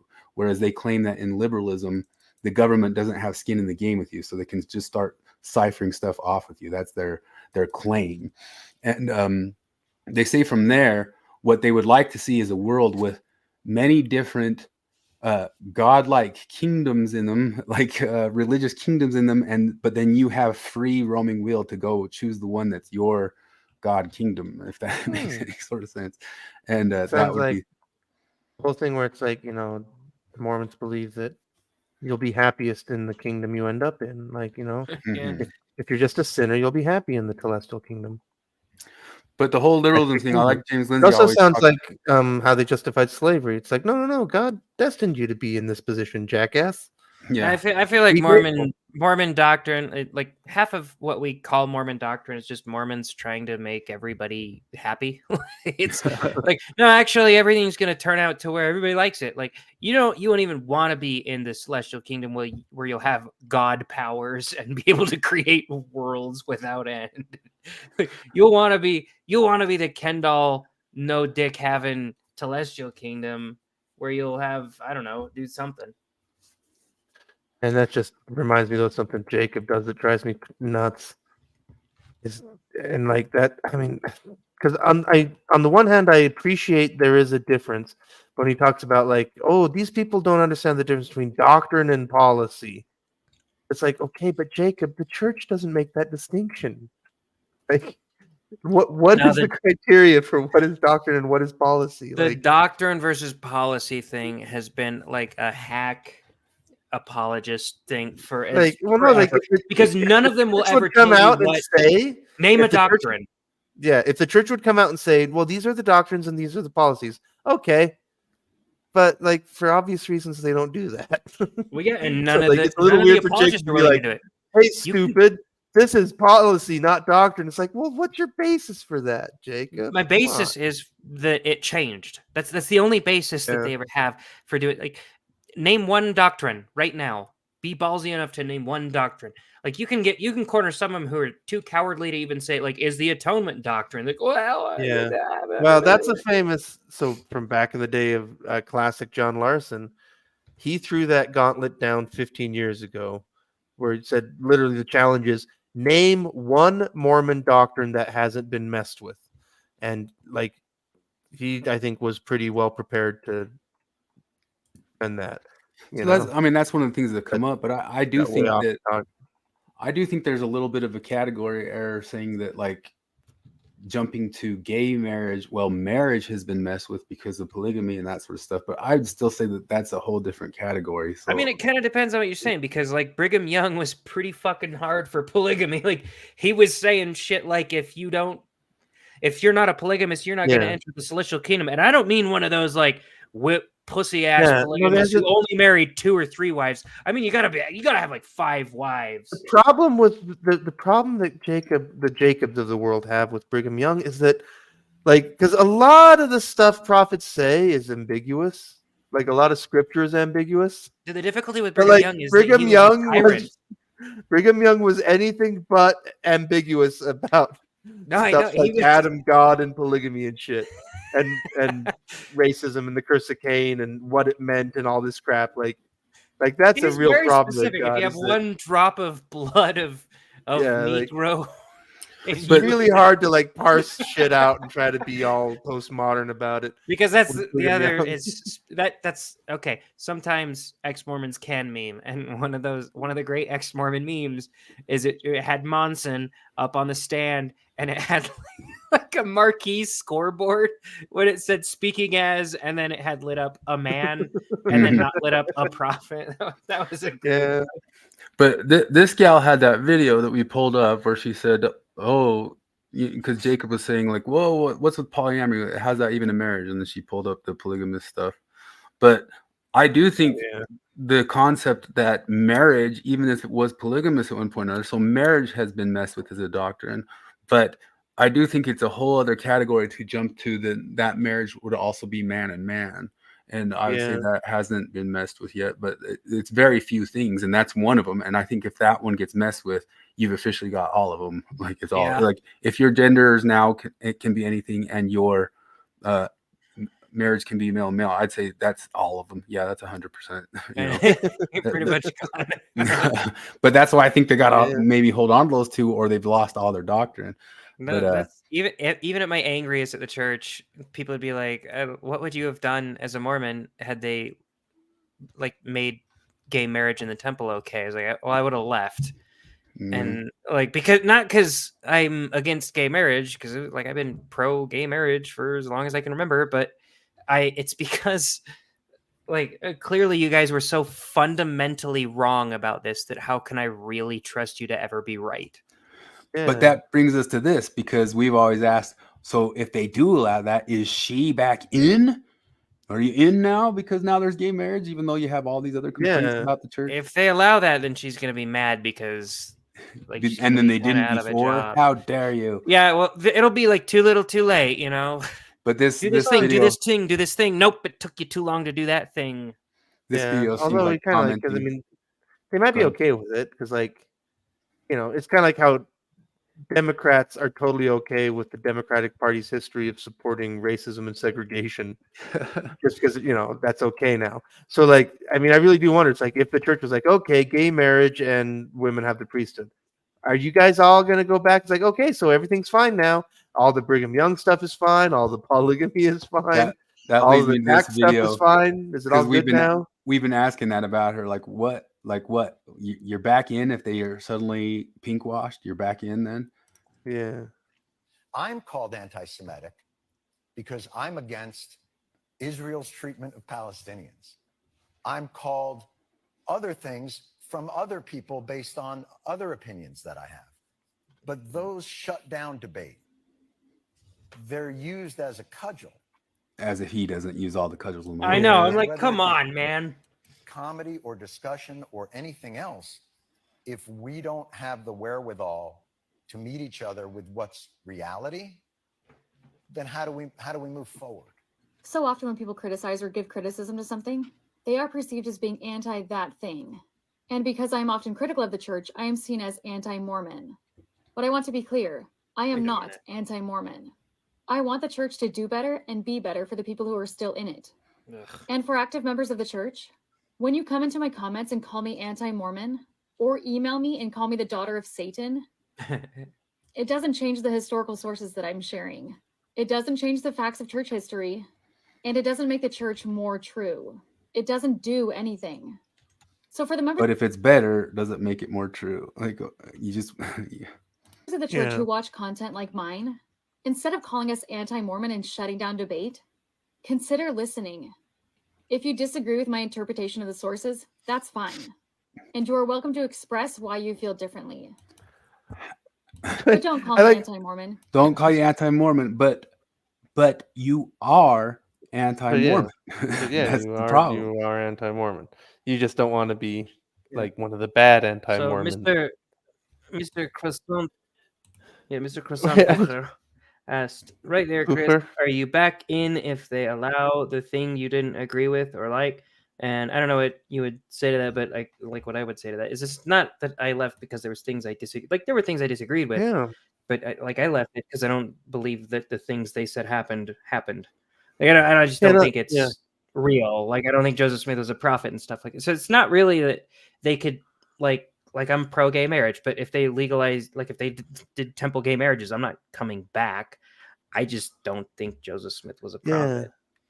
No, like that, I've said it a million times. Like none of my opinions about the church changed when I stopped being Mormon. Like I stopped being Mormon because I stopped believing, like literally. But like I always had the same issues. Nothing of that changed.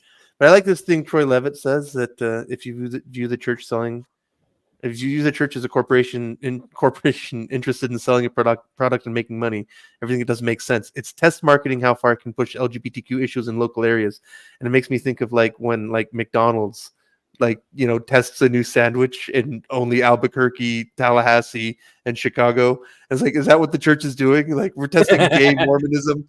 We're picking a few wards. Charlie Birds. Yeah, we're rolling out gay church, and we're gonna see if that lands. They leak it the same way like Disney will make a leak of a movie coming up to just like kind of test what the well, this thing just happened where like because in the BBC they announced like Wendy's has announced that early next year they're going to test market surge pricing, and they're then doing it here. The next day the CEO is like, no, we're not doing that. Whoever told you that was lying. Yeah, they're doing it here. But he said my hometown. No, but that's what I'm saying though. Like apparently the blowback is so huge that they've already announced they're not going to do it. Oh, they're not going to do it at all. So I made a great meme because like they had it. I did like your meme. Was did I send the made meme? that? The shorting? Yeah. Oh, I thought you stole that. Oh no, I didn't make the shorting meme. Somebody said that they'd go buy like the chicken sandwiches in the moment. And, Yeah, like, in the I morning. said in the group chat. No, not that the I shorting made was- meme. So my local news. Just the meme with the posted little "Yes, you will," right? Yeah. Wendy, that was. So I made that one. My local news posted that story, and then everyone's like, "We're not gonna buy your sandwiches anymore." And I made the meme. I sent it in the group chat. I got it. Yeah, no, that is good. Laugh out loud. No, you won't. No, you can't just charge more money. We'll stop eating your food. Laugh out loud. No, you won't. I love it. No, like because I mean they're right. Like you're making that calculation where it's like, fuck, I've got nothing to make at home. All the meat's frozen. The kids are going to be angry. I've got church in the morning. Whatever the hell it is. Like, fine, I'll pay the premium price for the Wendy's drive-thru on the way home. Forrest says, look up definition of entitlement. It says it's a right. Look up right. It says it's an entitlement. Yeah. That's one of the things I kind of wanted to start because I meet Jacob at a certain place, and then there's other levels where I just kind of go, now I don't have to believe in your God to not fall into will to power stuff. And that's kind of one of the beliefs of here's the other thing with Jacob that I was thinking about the other day. Just because I'd like to put it to him, but I just know I'll never get the opportunity. But like going all the way back to when I asked is it okay to not be Mormon, and Jacob and a bunch of the other guys were like, well, what does okay even mean? And I want to talk to Jacob. I just want to be like, so if your daughter comes to you and says, Dad, is it okay to eat raw chicken? And are you just gonna be like, well, what does okay even mean? Do you even care? Who's to say salmonella is even bad? What foundation do you have for? I just got Dan McClellan to buy Troy Levitt. He says political science major here. Technically, the Declaration mentions a creator. There is no mention of God whatsoever in the Constitution. It's we, the people. Good point, Troy. That sort of discussion, that sort of thing is where I was interested in getting to the level of disagreement with Jacob, but it was all really preliminary. But I'm with Troy on all that sorts of stuff, that we don't need that God to not fall into the postmodern traps or whatever it is. And I also will stick by the belief that, we're kind of ones here saying a bunch of Mormonism is good for them to stay in for society. Go ahead and stay. It's good. There's good stuff. But I will stand by that for gay people, even if they pink wash it, away is where it's good for you. That's Yeah. I think you should not try to reconcile it. That's my belief. That stuff that like Cardin and Timber are trying to say right now. There are certain scientific like studies that people can claim that I will just outright immediately without even looking into it say that's bullshit, right? And so like one of them was that one that came out like a year ago, and now there's a guy refuting it, but I didn't even watch his video. The one that said, turns out women used to be better hunters than men in prehistoric times. Oh, And I was yeah, like, that whole that's thing. bullshit. I'm not gonna Yeah. look into it. I know that's bullshit. And I feel don't the need to same know. way about Timber and Cardin talking about how outcomes for gay men married to women in the Mormon church are better than gay men in monogamous gay marriages outside of the church. I just immediately go, no, that's bullshit. I don't believe you. No, I was thinking about this also off the air is that because talking about how Cardin wanted to trade his easy cancer for Timber's mild gayness. I was thinking about this is that because like the gayest thing about Timber is his name. Yeah.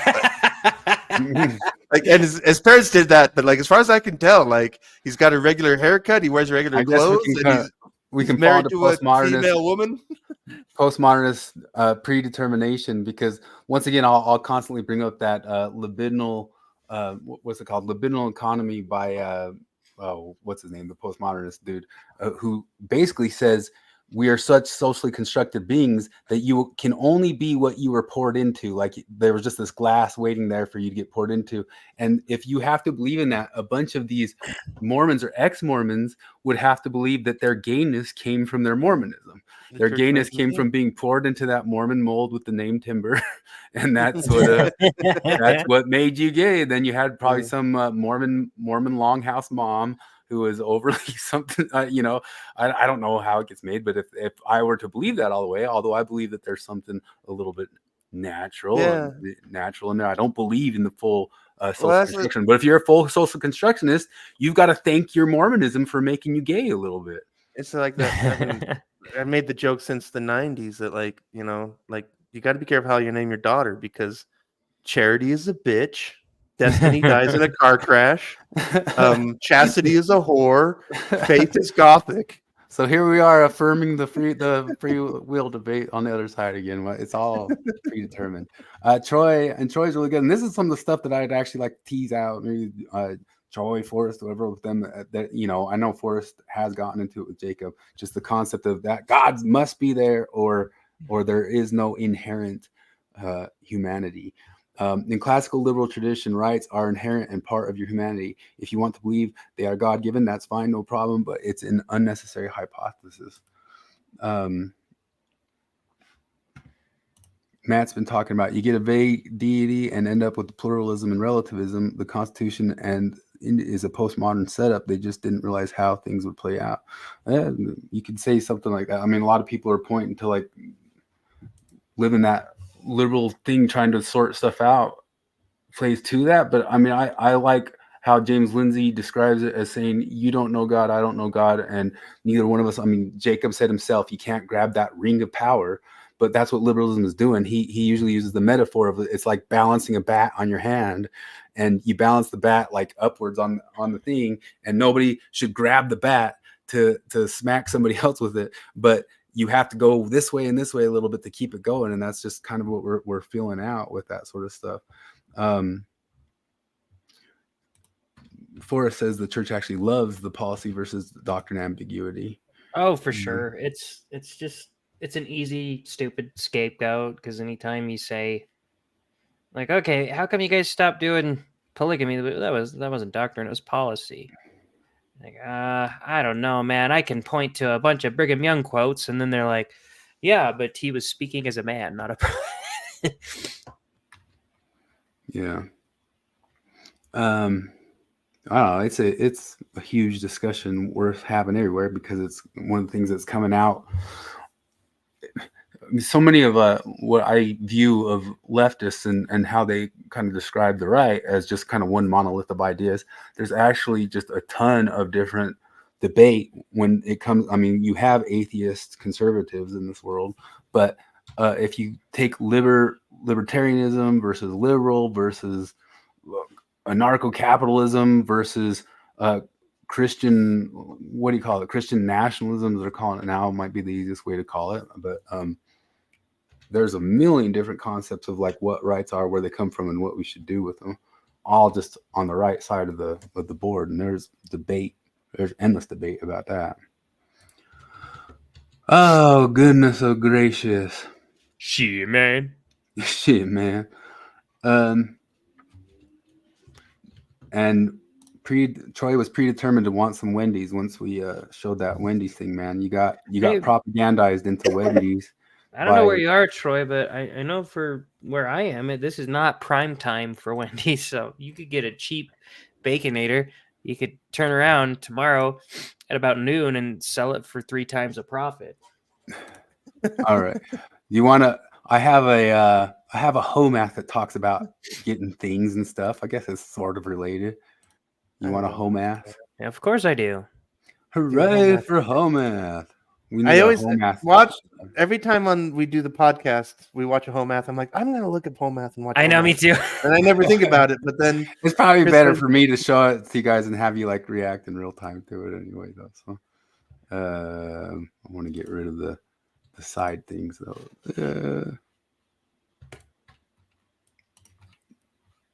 Clickety clackety clackety clickety. Clickety clackety. Hell yeah. Home app. Wait, real quick. Do you guys know that the lead singer of Tradhoe is John Williams' son? What? John Williams of Star Wars? John Williams of Star Wars had a You want to child know what's in so weird? 1960, and that child grew up to be the lead singer of the Africa song. And do you want to know what else is weird? The John Lynch Dune, all music done by Tradhoe. Really? Yeah. So you're saying John Williams did Star Wars? I was and like, John what is Lynch Sting Dune like? is Sting Tradhoe? is like, wait, you hired me to act? But you didn't want me to do any music, but you hired those guys.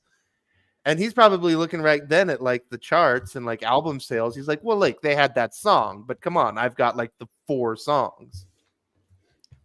Yeah, here it is. All the songs in Dune were done by Tradhoe. It says even in the beginning, like music done by Tradhoe. Troy, I had a really delicious 2014 Rioja Reserva Tempranillo. Wait, is this? Hold on. It's yeah. You can't talk yet. I'm all out of focus. Now you can talk. Yeah. No, I just because I've had the 2012 of this maker. I have to be careful about saying brand names. But yeah, Tempranillo, delicious northern Spanish wine. And there's this one maker that like makes like remarkably affordable wines. Because this one is a 2014. And it's under $30. But really nice, like spicy. And it's got some of that Grenache licorishness, even though it doesn't have any Garnacha in it. It's 100% Tempranillo. But man, right now, Spanish red wines, there's so much value. Like if you just need really tasty, good wine, Spanish reds, like if you don't know a lot about wine, you're pretty safe there. There's a couple of turds, but even them, they're not like real bad.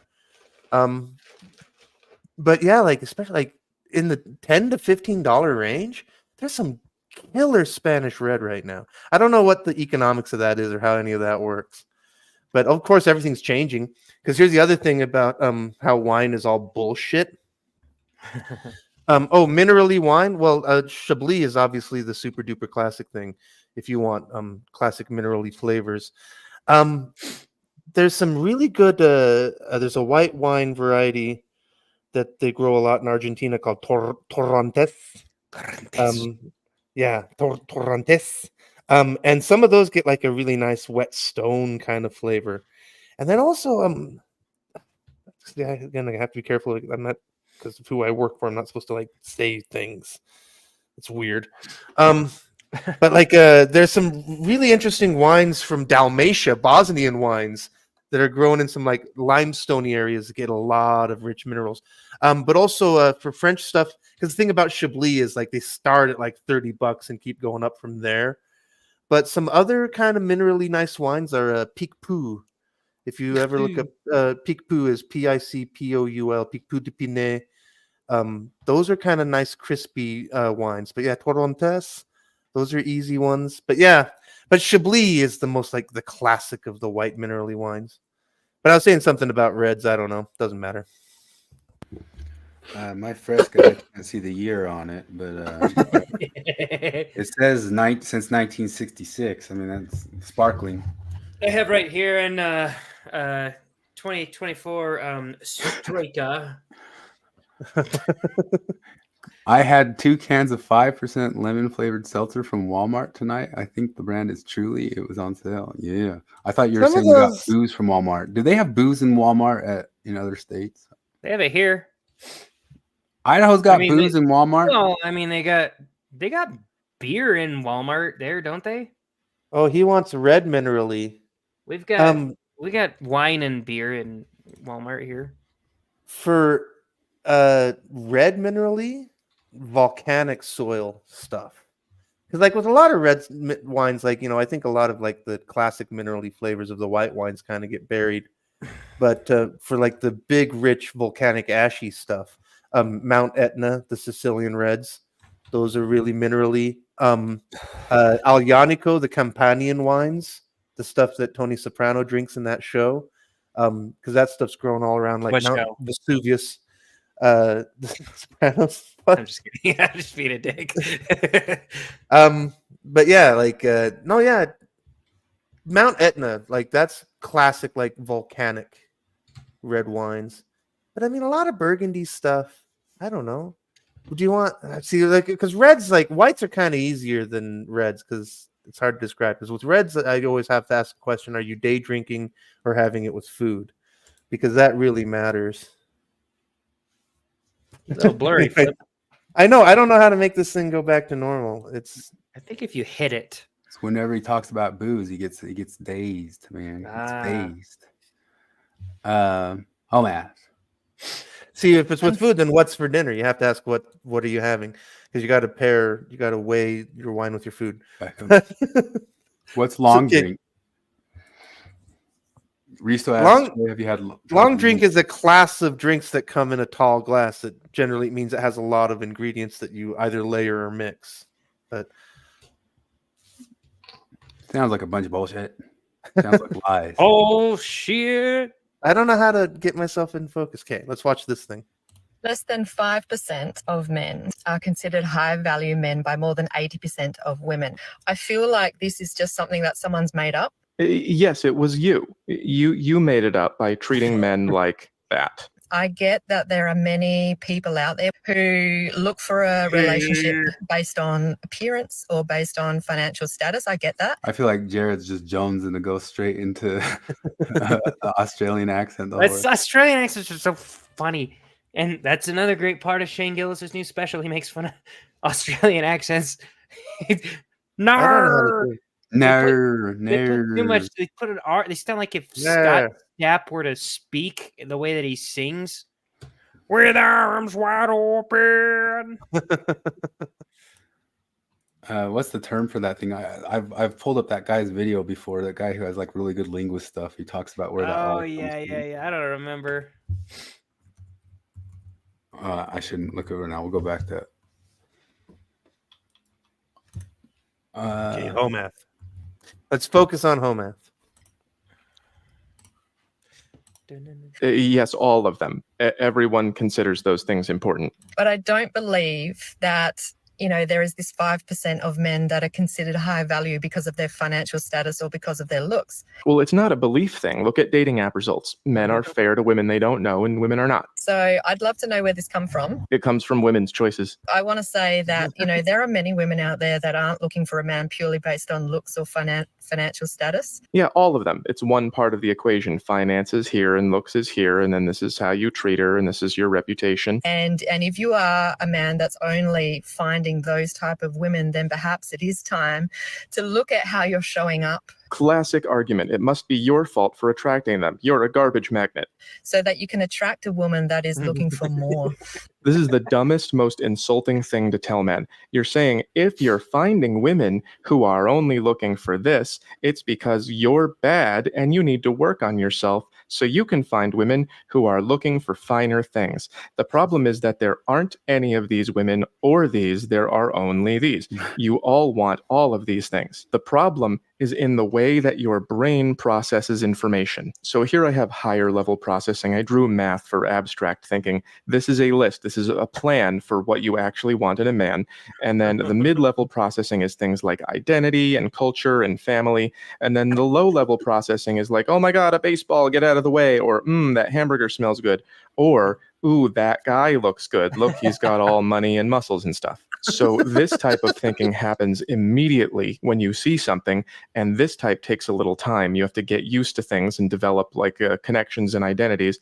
And this type, you have to sit down and actually really focus your mind and get into a different state of brainwaves. These things come from lower level processing. These things come from middle and higher level processing. So the reason that women treat men like this is because we used to live in communities with much more equal treatment and evaluation, but now everybody has a phone with strangers.com installed on it so that you can go, no, no, no, no, no, no. Ooh, yes. Ooh, there we go. And the guys who hit you on that low level processing are very small in number, whereas guys think that a lot of women look good right away. So there are none of these women or these women, there are only these women, but these things are divided up into fast, medium, and slow thinking. And when you change a culture so that everyone interacts with each other in a very shallow way, women end up thinking like this about men more often and like this about them less, because you don't have time to get to know them. So if you're a woman and you want to test this theory, get a dating app and count how many men you swipe left and how many you swipe right. Usually I see something like 1 to 25. So there's no bad women and good women. It's the fact that now that we have phones, most women are constantly thinking with their stupid brains, and men too. It's just that when we do it, we are still fair about your overall value. Okay, so women using stupid brain are very, very picky about men, and they end up getting themselves in bad situations that are not going to work out for them. And the phone makes everybody use stupid brain all the time. Swipe, swipe, swipe, swipe, swipe, swipe. Things like this take time. You got to see guys like this every day before you see them as viable. So the more we use this, the less we will have this, and the more we will have this, and these guys are very tired. I hope that helps, all right? This doesn't exist, only this exists, and this is you normal, and then this is you on the phone. That guy is a genius. He deserves a MacArthur Genius Grant Award. That guy is just perfect, brilliant.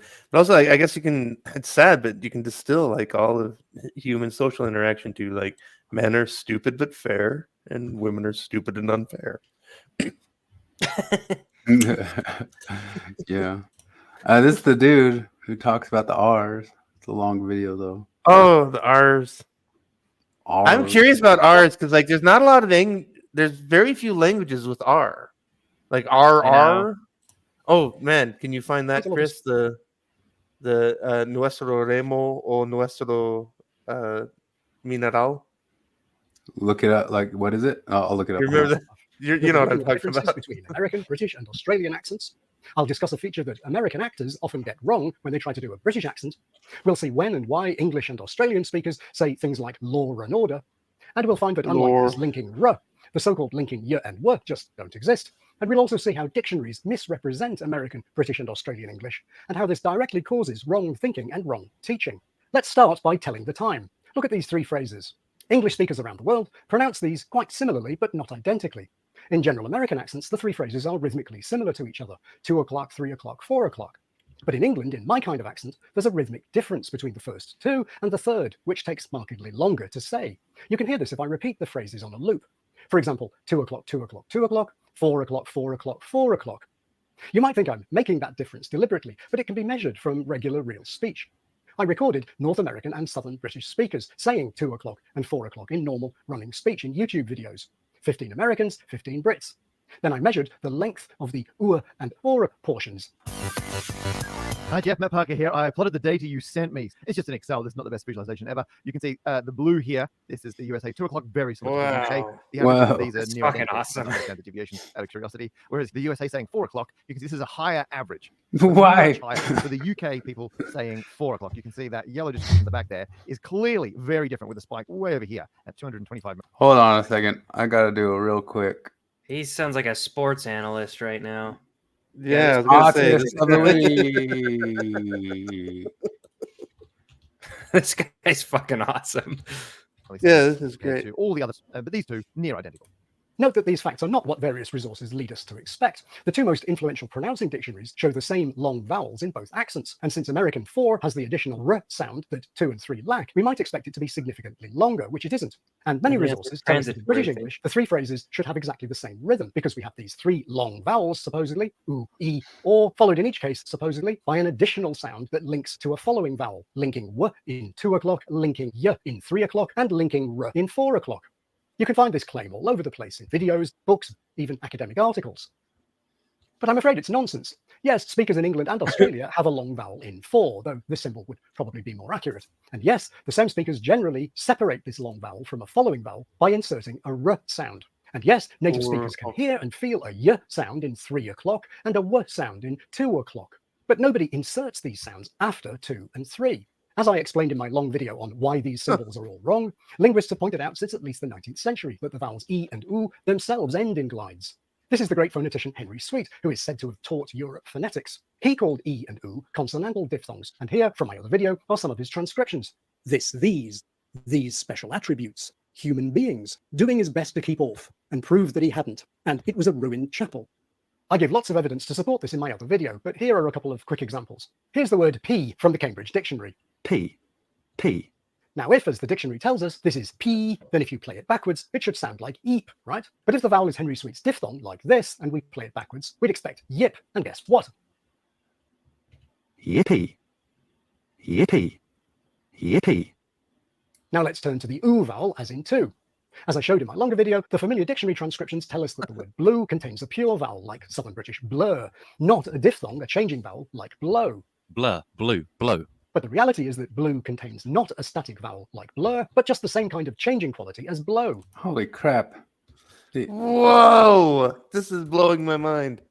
This dude When is one fucking word ends in an awesome. ooh sound, an ooh, ooh, ooh, ooh, ooh, ooh. So the w in 2 o'clock and the y in 3 o'clock are just on the end of the words 2 and 3.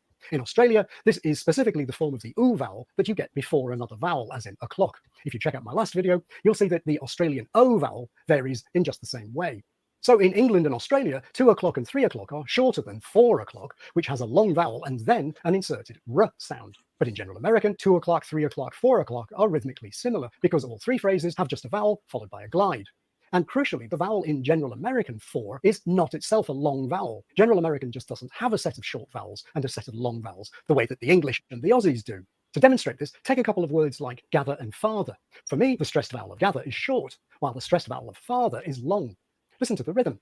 Gather, gather, gather, gather, father, father, father, father. But in General American, the length is roughly the same. American gather is longer than mine, and American father is shorter than mine. Gather, gather, gather, gather, father, father, father, father. For comparison, here... Who the crap doing like acting stuff gets all of this all right? This guy's nobody.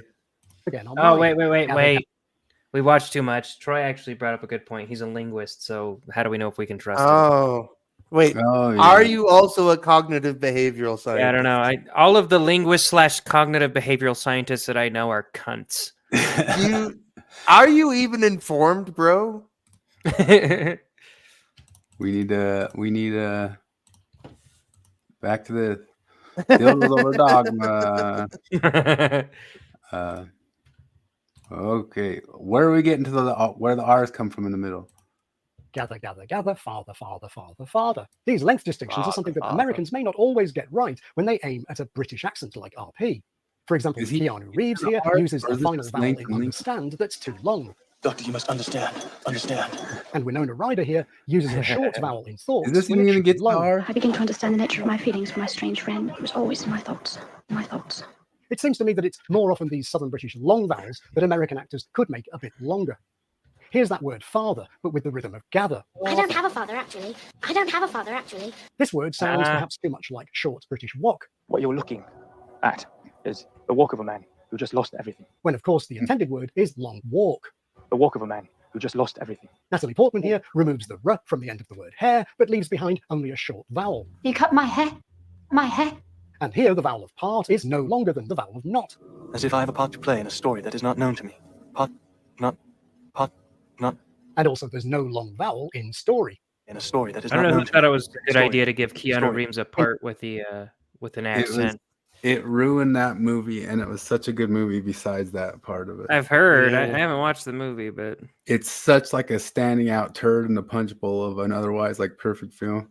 And I've mentioned before that Gary Oldman, who's acting as Dracula in it, there's some times where he like expresses rage at Keanu Reeves, and sometimes I swear the rage is coming from acting with them. But Yeah, no, there's a legendary clip of Gary Oldman just losing his shit and yelling at the director. He got really In my frustrated kind of on that. That word story has a long vowel, and then maybe this one doesn't get into the R's in between though. Maybe No, but I'm getting no. It is. It's because like it basically like in some accents the R almost acts to make it a long vowel.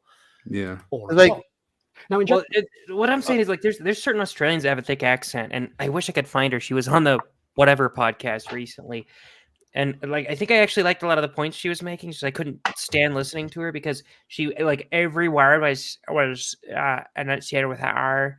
So it's like she rounded the roof of her mouth even more than you normally do when you're talking, and you just like everything was like I can't even do it. God, it's irritating. I shut it off because I was like, you could say the coolest thing right now, and I would be like, shut the fuck up. To be a little bit pedantic, also, because like in English, like when I learned like phonetics or whatever in grade school, when they talked about long and short vowels, it was like a, e, those type of things. But like in linguistics, long and short actually refers to like the length of the vowel, and like it's in some languages it still matters. Like Japanese and Arabic, vowel length still matters. Like I know in Japanese, like tsuki and suki are different words. One is moon and one is uncle. Like, and these things matter. In English, these things mostly disappeared except for as a pronunciation thing. But that's just to be clear, because like vowel length, like for Americans, when you hear vowel length, you think it's like the quality of the vowel. No, they actually mean how long you say it. It's a different thing. Yeah, I jumped ahead. I saw it in the thing, so I jumped ahead a few minutes. Say law and order, or I saw eggs on sale. The restoration of law and order. Detecting crime within a state, maintaining law and order. Law and order is definitely one of those. Law and order. In return for law and order and a chance to get rich. To American ears, it seems like they're saying the wrong words, that they're mistakenly saying law and saw instead of law and saw. But actually, they aren't. The r isn't part of the word law or saw. It's an unconsciously added inserted sound to keep law and saw separate from a following vowel. It's exactly the same r that they unconsciously insert after 4 in 4 o'clock, or after saw in a sight for sore eyes. The fact is that languages don't really like adjacent vowels, something that's called hiatus. They'd much rather have vowels and consonants alternating. And the English and Australians are about as allergic to hiatus as you can get. Many of them would find it almost physically impossible to say banana-ish without that separating R. Most English accents have examples of avoiding hiatus. They say banana-ish? Yeah, no, like, I guess what you think is like, because I mean, the glottal stop is how we say it, banana-ish. Right? We just use banana-ish. We would use a glottal stop. They would say banana-ish. We would say banana-ish, banana-ish. If I were an actor, I would never agree to do like another accent. Even if I got like one word wrong, it would be too embarrassing. Although I've been completely duped by some Brits. But then you'll catch something. I remember in Band of Brothers, the main dude, Damon, whatever, I had no idea he was British when he was a young guy. But then I finally heard it in one of the things when he finally said mosquito. He got the word mosquito and he goes, "Hey, watch out, there we go. There's been little mosquitoes over there." And like, oh, there it is. See, what it was for me, I remember watching when I was in high school that How to Train Your Dragon show came out, and I told one of my managers at the theater, I was like, "Yeah, Gerard Butler does a pretty good Scottish accent." She's like, "What the fuck are you talking about? He's Scottish." I was like, "Oh fuck, Gerard Butler does a pretty good American accent. I think I already talked about it here before, but just recently I rewatched Black Hawk Down, and I don't know why. Like, you have this movie of like all these American Southern GIs or whatever. What would it what do they call those guys? Well, anyway, they're all Southerners, and you have a straight British cast. There's like everybody who's ever done a bad accent is in that movie. It has Orlando Bloom. It has all these people, and it is just an accent shit show that movie is. Like, I couldn't believe how bad it was. Vowels.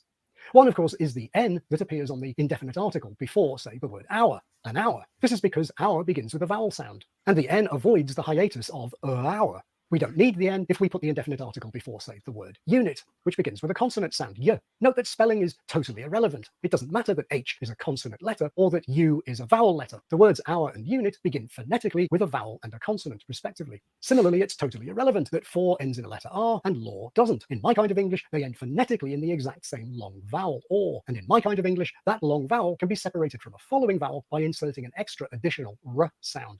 I made a video about another phenomenon that prevents hiatus, and which has, I think, been getting more common over recent years. This is hard attack. Here, the separating sound is not R, but a glottal stop, which gives two eggs, law and order. Most penguins lay a clutch of two eggs. Two eggs. Traditional law and order, law and order. Of course, some accents are a bit more hiatus tolerant than others. General American speakers are happy saying law and order, and even. Does this guy just, like, the same way we watch around ex-Mormon content just to catch them saying doopy stuff? This guy watches whatever video in the world just to catch like weird little accent things. I mean, I bet he just notices it organically. No, because you can think, like, if you asked me like some bad accents, I would have brought up. I'd never even seen the movie, but I would have brought up Constantine. Like, it's yeah. Is he British in that? Or was it? Keanu? No, the Dracula one. Whatever the Dracula. Yeah. I would have brought up Keanu trying to do a British accent. It's so bad. It's so terrible. Oh, it's Also, so like, sad this guy, because like- otherwise such a good movie. Like, watch the Red Letter Media review of it, and because there's so much. Not only does it follow the book pretty darn well, which you got to be thankful for nowadays, but Francis Ford Coppola did a ton of like real special effect type stuff, like old timey special effect type stuff on it. That's so amazing. You can't even believe it because he's doing all the like the miniatures and all these just different like wild ideas. Like it's just a masterpiece. And then there's Keanu going, yeah. Banana-ish, and many South African speakers of English have even more hiatus than General American because they don't have either word final r or linking r, which means they can say 4 eggs, for instance, aside for 4 eyes, etc. Let me just end by returning to the dictionaries. When I point out the inaccuracies of their transcriptions, some people comment that these are broad transcriptions, which don't have to be super accurate. Well, I can talk in a future video about the we dangers could renegotiate it. We could renegotiate it. of letting Is this guy advocating for right-wing authoritarianism? I need someone informed to tell me. Blithely so. But I do think some teachers of learners and actors might like to know whether or not a given accent of English actually has distinctive vowel length. So one of the things that did happen with Keanu Reeves is because like there's some different like coaches I've seen on here who say that if you give me enough time with anybody, I can get them pretty good. And I heard that one of the things that happened with Keanu Reeves is that it was actually supposed to be Johnny Depp, and he was a last moment replacement, and he had no time to work on it at all. And so you could give him some leeway for that. But well, he's also like, just not a very good actor. I There's mean, that, he's beloved and stuff because of John Wick, and John Wick is great. Yeah. He does a fine job because you don't need to be a very good actor, but he's not a good actor. No, a long time ago, I realized there's a distinction between screen personality and actor. Like Ian McKellen, actor, Keanu Reeves, personality. You know. Yep. Yeah, like Maggie Smith, actor, Tom Cruise, personality. Like that's how that works. yeah, I also like if I were to act in one of those movies, which I never had any ambition to be an actor, so I never had to worry about this as much. But I would only ever learn how to say the sentences of that movie. I would not learn how to do like I would have the acting coach there with me on the movie, right next to me. They were to say it 15 times, and we're going to say this thing. I'm not going to go learn how to do an English accent all the time. I'm not going to remember all those things. I'm not going to remember every long vowel that requires. I don't know if I'd be great at it, but I think I could do. I think I could mimic like a parrot if they were there next to me saying it enough times. But Well, I don't know. Like, I think because for me, there's an awful lot of overlap between language and music. Yeah. And it's the same kind of brain muscles. But music's the same thing, man. I mean, I've been learning from these country guys and all this sorts of stuff, and they have such an accent of playing. And I've found out from playing some of their harder riffs that that's an accent that I will never pull out of my butt live. I can mimic you if you show it to me 15 times, but that's not an accenting into the thing that I mean, I'd have to work on it for 10 years to have that just come out of No, it. it's a thing. I mean, Brazilian drummers doing American rock. There's an accent to Brazilian percussion, when Americans do Brazilian music and vice versa. Especially drums. There's just an accent to it. You're absolutely right. Yeah, you can kind of mimic it for a moment, but it's just not natural to you. It feels like doing an accent that's not your accent 100% if you work on it long enough.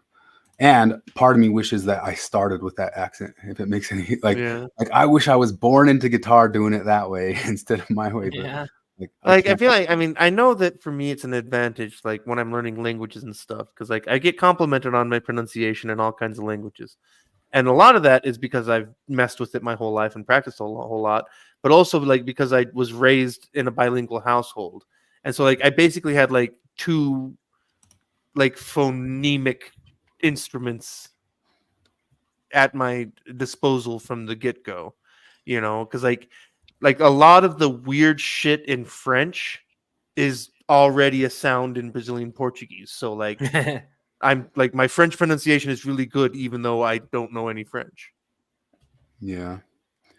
So there was an article that came out that a bunch of scientists went and looked into the studies that said that women were actually just as much hunters as men back in the day. And they found out that those studies were hacked to death.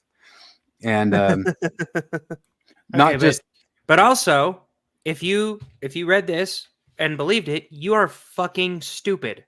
Yeah. Okay, I just want you to know that. If you but Jared, I don't care how many, it could say 100% of scientists agree with it, and if you read that sentence and believed it, you're fucking dumb.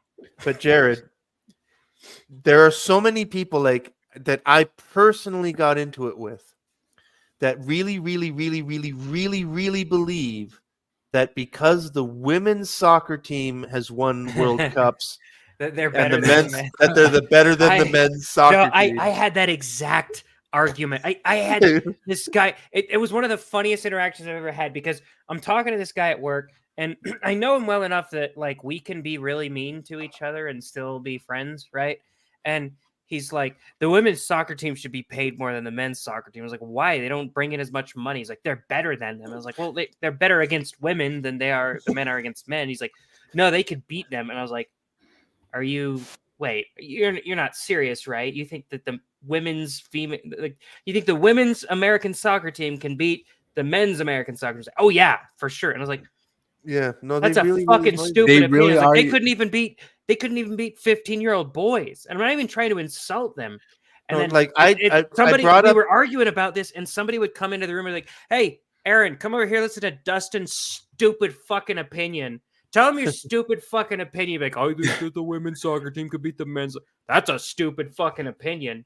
And there'd be that happened 3 more times. I one lady in particular. This lady apparently is a competitive roller derby chick, and because she's and I brought up it's the women's and Australian women's teams have lost to 14 and 15-year-old boys teams, and she's like, well, of course, because that was just a warm-up game. I'm like, it was for the 14-year-old boys too. I know. It was also a warm-up game for them. And also I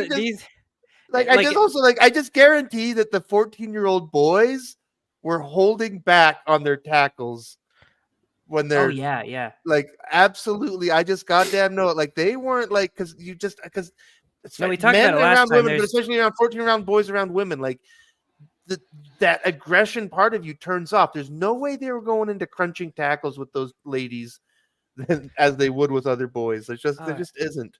I don't know. Well, we talked about it last time that there's that most men have that instinct because we were talking about with like trans women in sports, how you watch them just totally fucking level a woman. And I'm like, where is your instinct? Maybe you really are not male because because males I know have the instinct to fucking hold back. Like no male I know would tackle my wife the way that you tackled that woman. You're I was just watching insane. the episode of Curb Your Enthusiasm where he keeps getting into fistfights with Rosie O'Donnell. But Rosie O'Donnell keeps beating him. Man, Rosie O'Donnell was funny sometimes. Oh yeah. In the world, which is kind of sad about her, but like I what was can't her whole say she deal? was a zero comic. She was a talented. She broke out on Broadway, right? Was she a comic or was she? I thought she was like a Broadway lady, and she happened to be funny. That's what I thought. I thought it was Broadway. I don't know. Why is Rosie O'Donnell a person I know? Well, yeah, I remember she got that talk show and in the 90s, and when she first came on, she came on as like a Tom Cruise sycophant, if you remember that. Like everything was Tom Cruise on her show, and she dropped that somewhere along the way. But she's been funny in a lot of different stuff. I remember she even went on what are those guys who do the prank show with each other? The four guys who do the Impractical Jokers. She was on that dressed up as one of the other guys, saying that she was going to be like one of them. It was so I just thought it was just funny of her to like take that like zing on herself and that sort of stuff. She's not like a zero when it comes to comedy, and then she got into politics and then just sucked at that. But she's funny as hell on Curb Your Enthusiasm too. But well, Whoopi Goldberg's we were talking about her, and she's a fucking retard when it comes to politics. We were talking. Go ahead. Like, was it Ted Danson and Whoopi Goldberg who were married? Yeah, for a long time? Oh yeah, Ted Danson went to the Friars Club. They were dating, and Ted Danson did a Friars roast of her in blackface. And when he did the roast in blackface, the whole world. And speaking of which, Ted Danson's hilarious in Curb Your Enthusiasm. But nobody's bad in totally Curb Your canceled. This is like Enthusiasm. 90s canceled for doing blackface on Whoopi Goldberg in heck, I can show it to you. That's funny. Like talking about Curb Your Enthusiasm, like the genius of Larry David. Like there aren't any casting choices where you go, what? Like they're all great, and just because Larry David is just one of the most naturally funny people. There he is in the blackface. He did the whole brilliant. like a Friars Club roast of her in blackface, and it's when they were dating. Is there? I want the. Is this on the Internet Archive? There must. Be I don't know because because that was before they like put like Friars Club stuff out for like mass consumption. But wow. But yeah, pretty darn funny. I wanted to say because we were talking just between ourselves about how activism and truth are mortal enemies. And we were talking about that in the context of gang, because as soon as somebody becomes an activist, they start reading into it, and he tries to act like he comes from a position of neutrality. But I just have this activism, like that's not going to carve canyons into his truth plane. But I just happen to be informed. It just shook down that way. A large group of anthropologists and experts on hunter-gatherer societies have just published a much more comprehensive reanalysis, and I want to direct your attention to this. What they found: inclusion of hunter-gatherer societies outside the inclusion criteria described in the paper methodology, exclusion of hunter-gatherer societies that should have been included in the analysis, societies where female hunters accounted for as little as 1.2% of the returns were coded as binary, women hunt. Original ethnographic texts that said women never hunt and women are totally excluded from hunting were coded as having female hunters. Some hunter-gatherer populations were counted twice. Typically, they had different names. Some items coded as women hunt had no mention of women hunting at all. That's just some of the stuff. But so much so much of this activism that's entered in our university and other spaces. Because I also saw this week. Look at this. You know those guys, you might have heard of a couple of those different Venezuelan immigrants and Honduran immigrants that killed some of those girls, and they should have been deported much earlier, and it's been all the rage this past week. One of them was listed as white when he was, and all the stuff, all of our stats, all of everything is going to be up in the air in question of like what reality is or not in the near future. Really, Wait, race so- is socially constructed, so... Do we know the etymology of Ramos? Because like Santo is saint, Felix is happy, Cruz is the cross, as in Christian Christ. What's Ramos?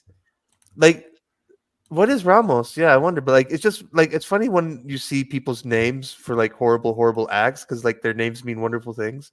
Like I just thought it was funny because like towns called like, Ramos in Portugal. Oh, topographic. Oh, it's a topographic thing. But like I was just thinking, like, because like Arabic names, like I was trying to think about like what is it? A very common Arabic name would be like Walid Abdullah, which literally means the firstborn servant of God.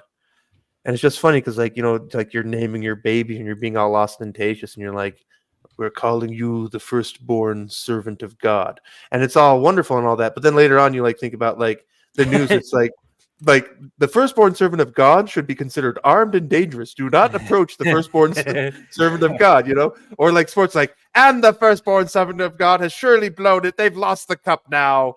That's a terrible mistake from the firstborn servant of God.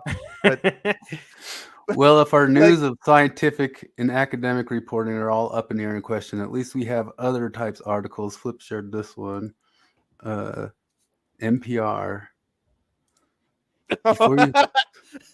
Before you start sorting through your childhood stuff, determine how much storage space you're willing to devote to it. Jesus, that will help man, you figure that out was... how much you can keep. It's hard to give up your childhood things. Here's how to honor them. And remember when NPR was like McLaughlin? Yeah. Now it's this fucking baby bullshit. And it's church. Like, just say your church, NPR. Just say your church. Yeah. Why is this news? I'm going to share a couple things from Sister Higdon that she shared this week.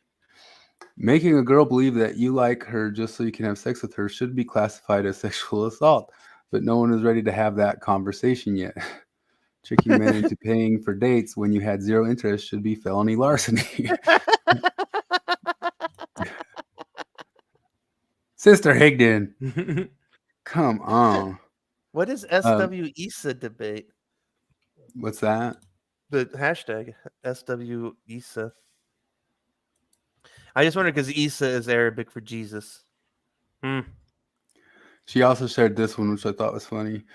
I just bought him food, slept with him, and then sent him home in an Uber. Let's see how men like it. Like that's a Poe, right? Maybe. Like... It's gotta be. Who knows? It's so stupid. Men and women are different. Me, nope. Who was shocked by that? I remember seeing this one, like, and that's one of the funniest parts because Morgan sent that one, and like, obviously she just understood it. She's like, well, clearly, this is. Oh no, he's gonna be pretty pissed off. He got his dick sucked and breakfast, and then she didn't talk to him again. All right, we're winding down. Man, bunch we of did other all right stuff for not having a plan about people looking into the AI stuff. Yeah, I guess we can always bullshit about shit, can't we? Because I had absolutely no time to really set up for this one because of bullshit from I can't talk about them.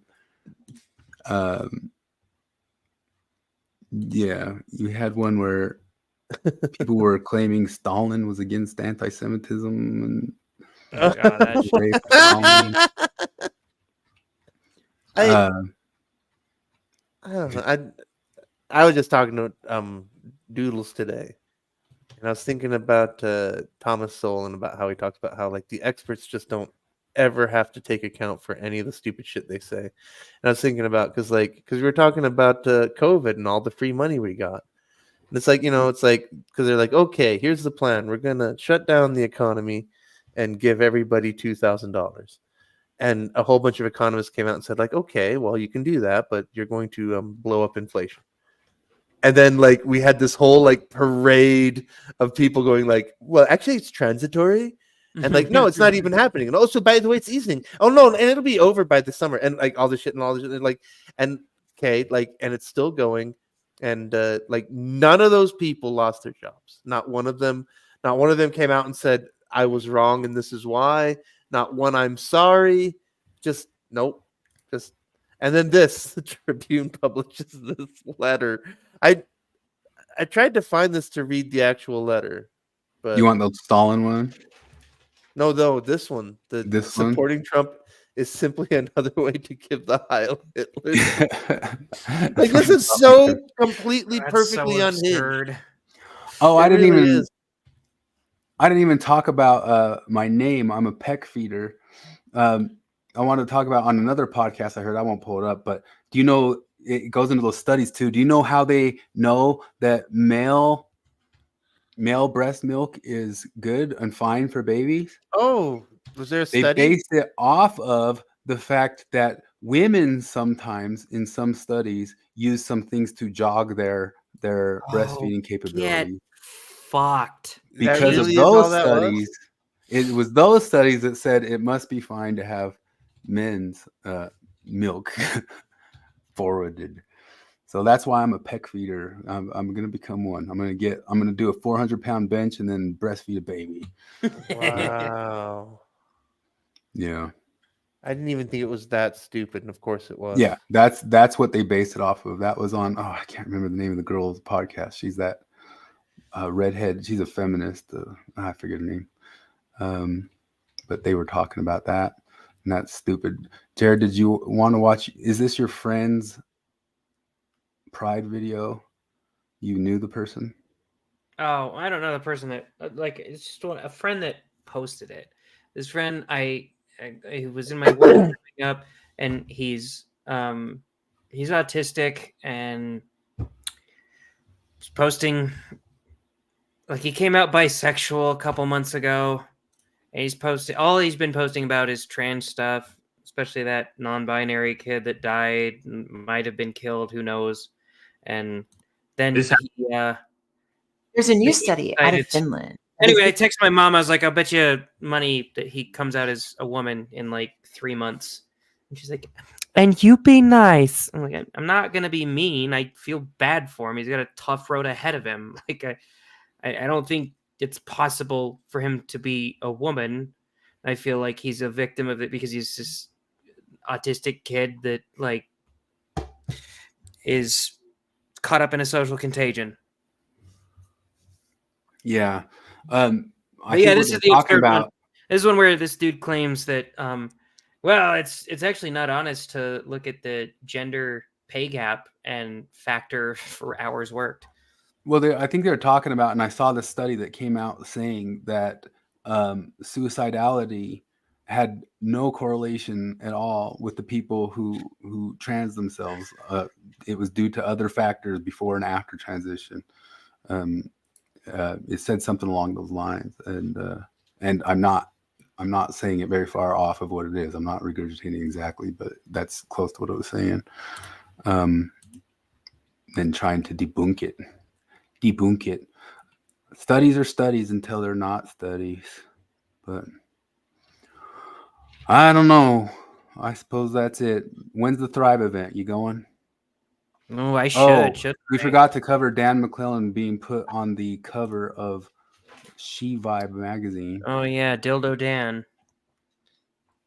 When you want to know what drove me they nuts? said Dildo Dan the first time, I was like, I mean, it's alliteration, and dildo's kind of funny, I guess. It's better than thoughtful taint, but no, but you know that came from he argued that dildos were mentioned in the Bible or something like that. Oh, so he actually has like an argument for dildos or being biblical or something like that. And that's why they all started jumping on that. It's not just alliteration. But speaking of this, I had a linguistic nitpick with this as well. Gimme, gimme. I got to do the dildo over dogma.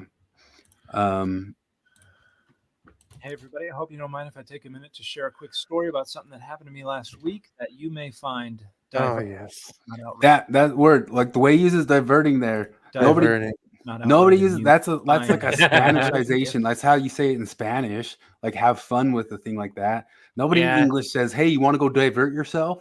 Unless you're trying to sound like a galaxy brain. He says it I think 3 times in Jeeves- this video too. Jeeves might say that, but that was in he was making fun of the way rich dopes talked 100 years ago.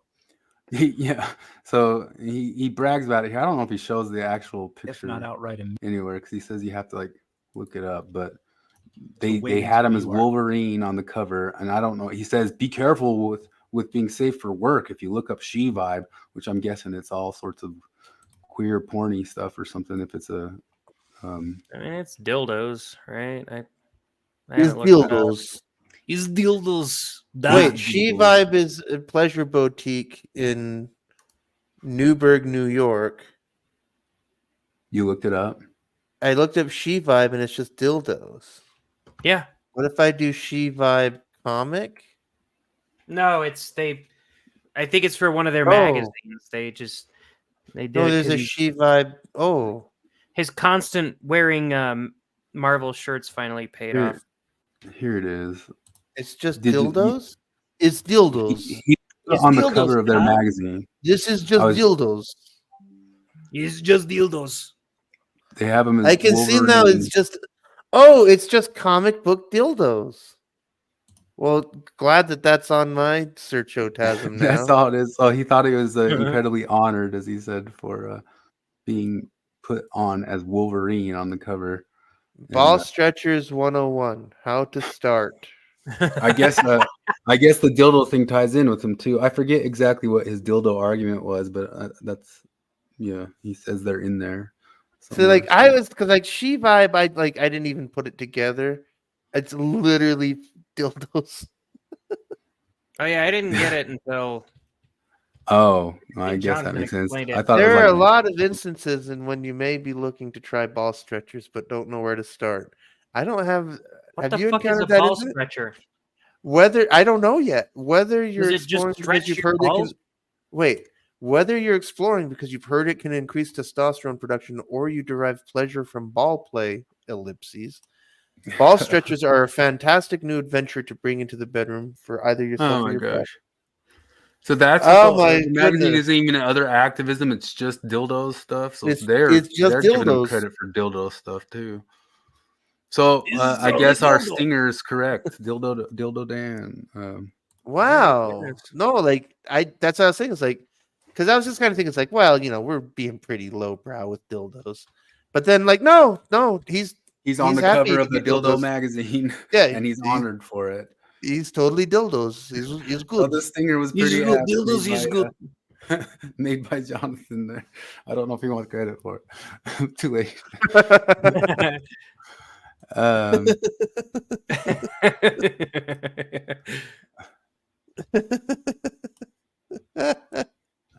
All right. This guy says right here, what women have done to comics and video games, men should do to Lifetime movies. Be like, all my life I've been a fan of Lifetime movies. Directing one has been my live stream, and then make a movie about women with giant tits fighting aliens in Napoleonic Europe. I've talked about it before. Ethan Van Sciver got the rights to Rainbow Bright and changed it to Rainbow Brute.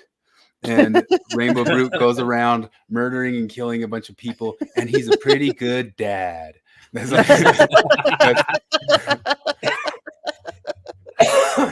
so he was ahead of them on that one. This is it right here, Rainbow Brute. But I love the byline, and he's a pretty good dad. Oh God. I want to get that. If he made, I think it was a limited edition thing that he made, but yeah, and he actually got the rights from Rainbow Bright to do it. Wow. Rainbow Brute right there, and that's his kid. He's a pretty good dad to the kid. Anyway, I wonder think if that's past it. I just wonder if I go to Rainbow Brood on Wikipedia, will there be something about how Ethan Van Scriver has been linked with far right? Oh, they've totally said that about him, and he's an ex-Mormon too, Ethan Van Sciver, and he was a comic artist for Batman and all that sorts of stuff, and he's sort of like us. He's still cool with Mormonism. He's just not Mormon anymore. But dude, Mormonism's appearing everywhere. Yeah, it seems to be like you can jump into any cultural issue jumping off of the Mormon stuff. So that's incredible. Wow, we're hitting right almost exactly the 3-hour mark. Nice. Any final words, final thoughts, final reviews of any entertainment you're watching? Anything? Why is your IQ 210? Was that just I was in a hurry. I didn't have anything clever to say. There was a story in the BBC a little while ago. Okay? There's a BBC story a little while ago about in the UK there's a 12-year-old kid that scored the highest possible score on the IQ test. I don't even remember what it was, 260, 100%. I don't know what it was. The whole I got point is 100 on the IQ test. The 12-year-old got the highest possible score, and the whole story was that how because he was in the youth squad of some big soccer team, and he's like, well, I'm glad to know I'm smart, but I'm devoting my life to soccer right now. What a badass. Autistic hero of the week. Yeah, there you go, yeah. He's like, yeah, I'm going to keep playing soccer. Like, that was his news. Like, okay, whatever. I'm smart. I don't care. I want to kick the ball. There was a lot of autistic heroes of the week this week. I think we'll still just give it to Troy and Steven for knowing all the stuff about Scouts and the Silver Beaver. The Silver Beaver. Do I dare Google Silver Beaver? Dude, what happens if you... Oh, my God. Silver Beaver Scouts. Oh, it is. It's an award. Silver Beaver Gilf. I can't believe that is real. Wow. Yeah, I see it here. I'll put it on the screen. We'll end on the Silver Beaver, and you got to wiggle your ears to get it. And then what if you put in Silver Beaver Rule 34? What happens then? Oh, goodness. I'm going to do it. No, don't do it. Don't do it. Not on screen. Rule. No, because you'll manifest it. This is how things get popped into existence. It just brought up Rule 34 beaver. So I'm sure there's plenty of beavers. But we already know there's lots of Boy Scout Rule 34 out there. Yeah. Has to be. Oh, goodness. I don't want to look at that. You remember Saturday Night Live in the 90s, Canteen Boy? The scouting trips with Alec Baldwin being the creepy scouting guy, and Sandler was like, "I'm Canteen Boy," and then he's anyway. So I looked up the SO Trib Nazi letter, and it's more inane than you can imagine. This is the whole thing. Are you ready for the inanity? Mm-hmm. Most Americans do not know what I'm talking about when I mention ration books. I remember grocery shopping with my mom in the early 1940s, and she had to tear out little cards that showed she could still purchase a bag of sugar, butter, or meat that month. Americans were willing to be rationed in support of our government that was trying to feed our troops. I also couldn't have a scooter because rubber was needed by the military. I don't think our country would be willing to sacrifice now the way people were after America joined the Allied forces. If we don't decide that supporting Trump is simply another way to give the Heil Hitler salute, we're going to reap the consequences of our inaction. I'm 84 now, and there's no way I will be around long enough to see the country that my children, especially my grandchildren, will experience when Trump wins in November. By the end of January 2025, we would be living in a country we wouldn't recognize. The Handmaid's Tale. But we're already living in it. We weren't warned. All the signs are there. So that's the whole letter. Tribunes saw fit to publish this with the picture of Hitler. And that's the whole argument is I was alive in World War II. Trump is Hitler. That's the Tribune sucks so much. I don't know who's more activist, the Tribune or Dan McKay. I remember an early Babylon Bee article that still kind of felt like it might be satire. That was just it showed a picture of Trump drinking a bottle of water, and it just said, "Much like Hitler, Trump drinks water." And it was like, yeah, I mean that's funny, but that's what this is. That's what this whole article is. I mean, it's pretty easy. Also, just you can just imagine it and do it in real life too. Just play the game. It's just. imagine you're talking to a lefty and be like, so like, are you cool with like socialism? Like, well, yeah.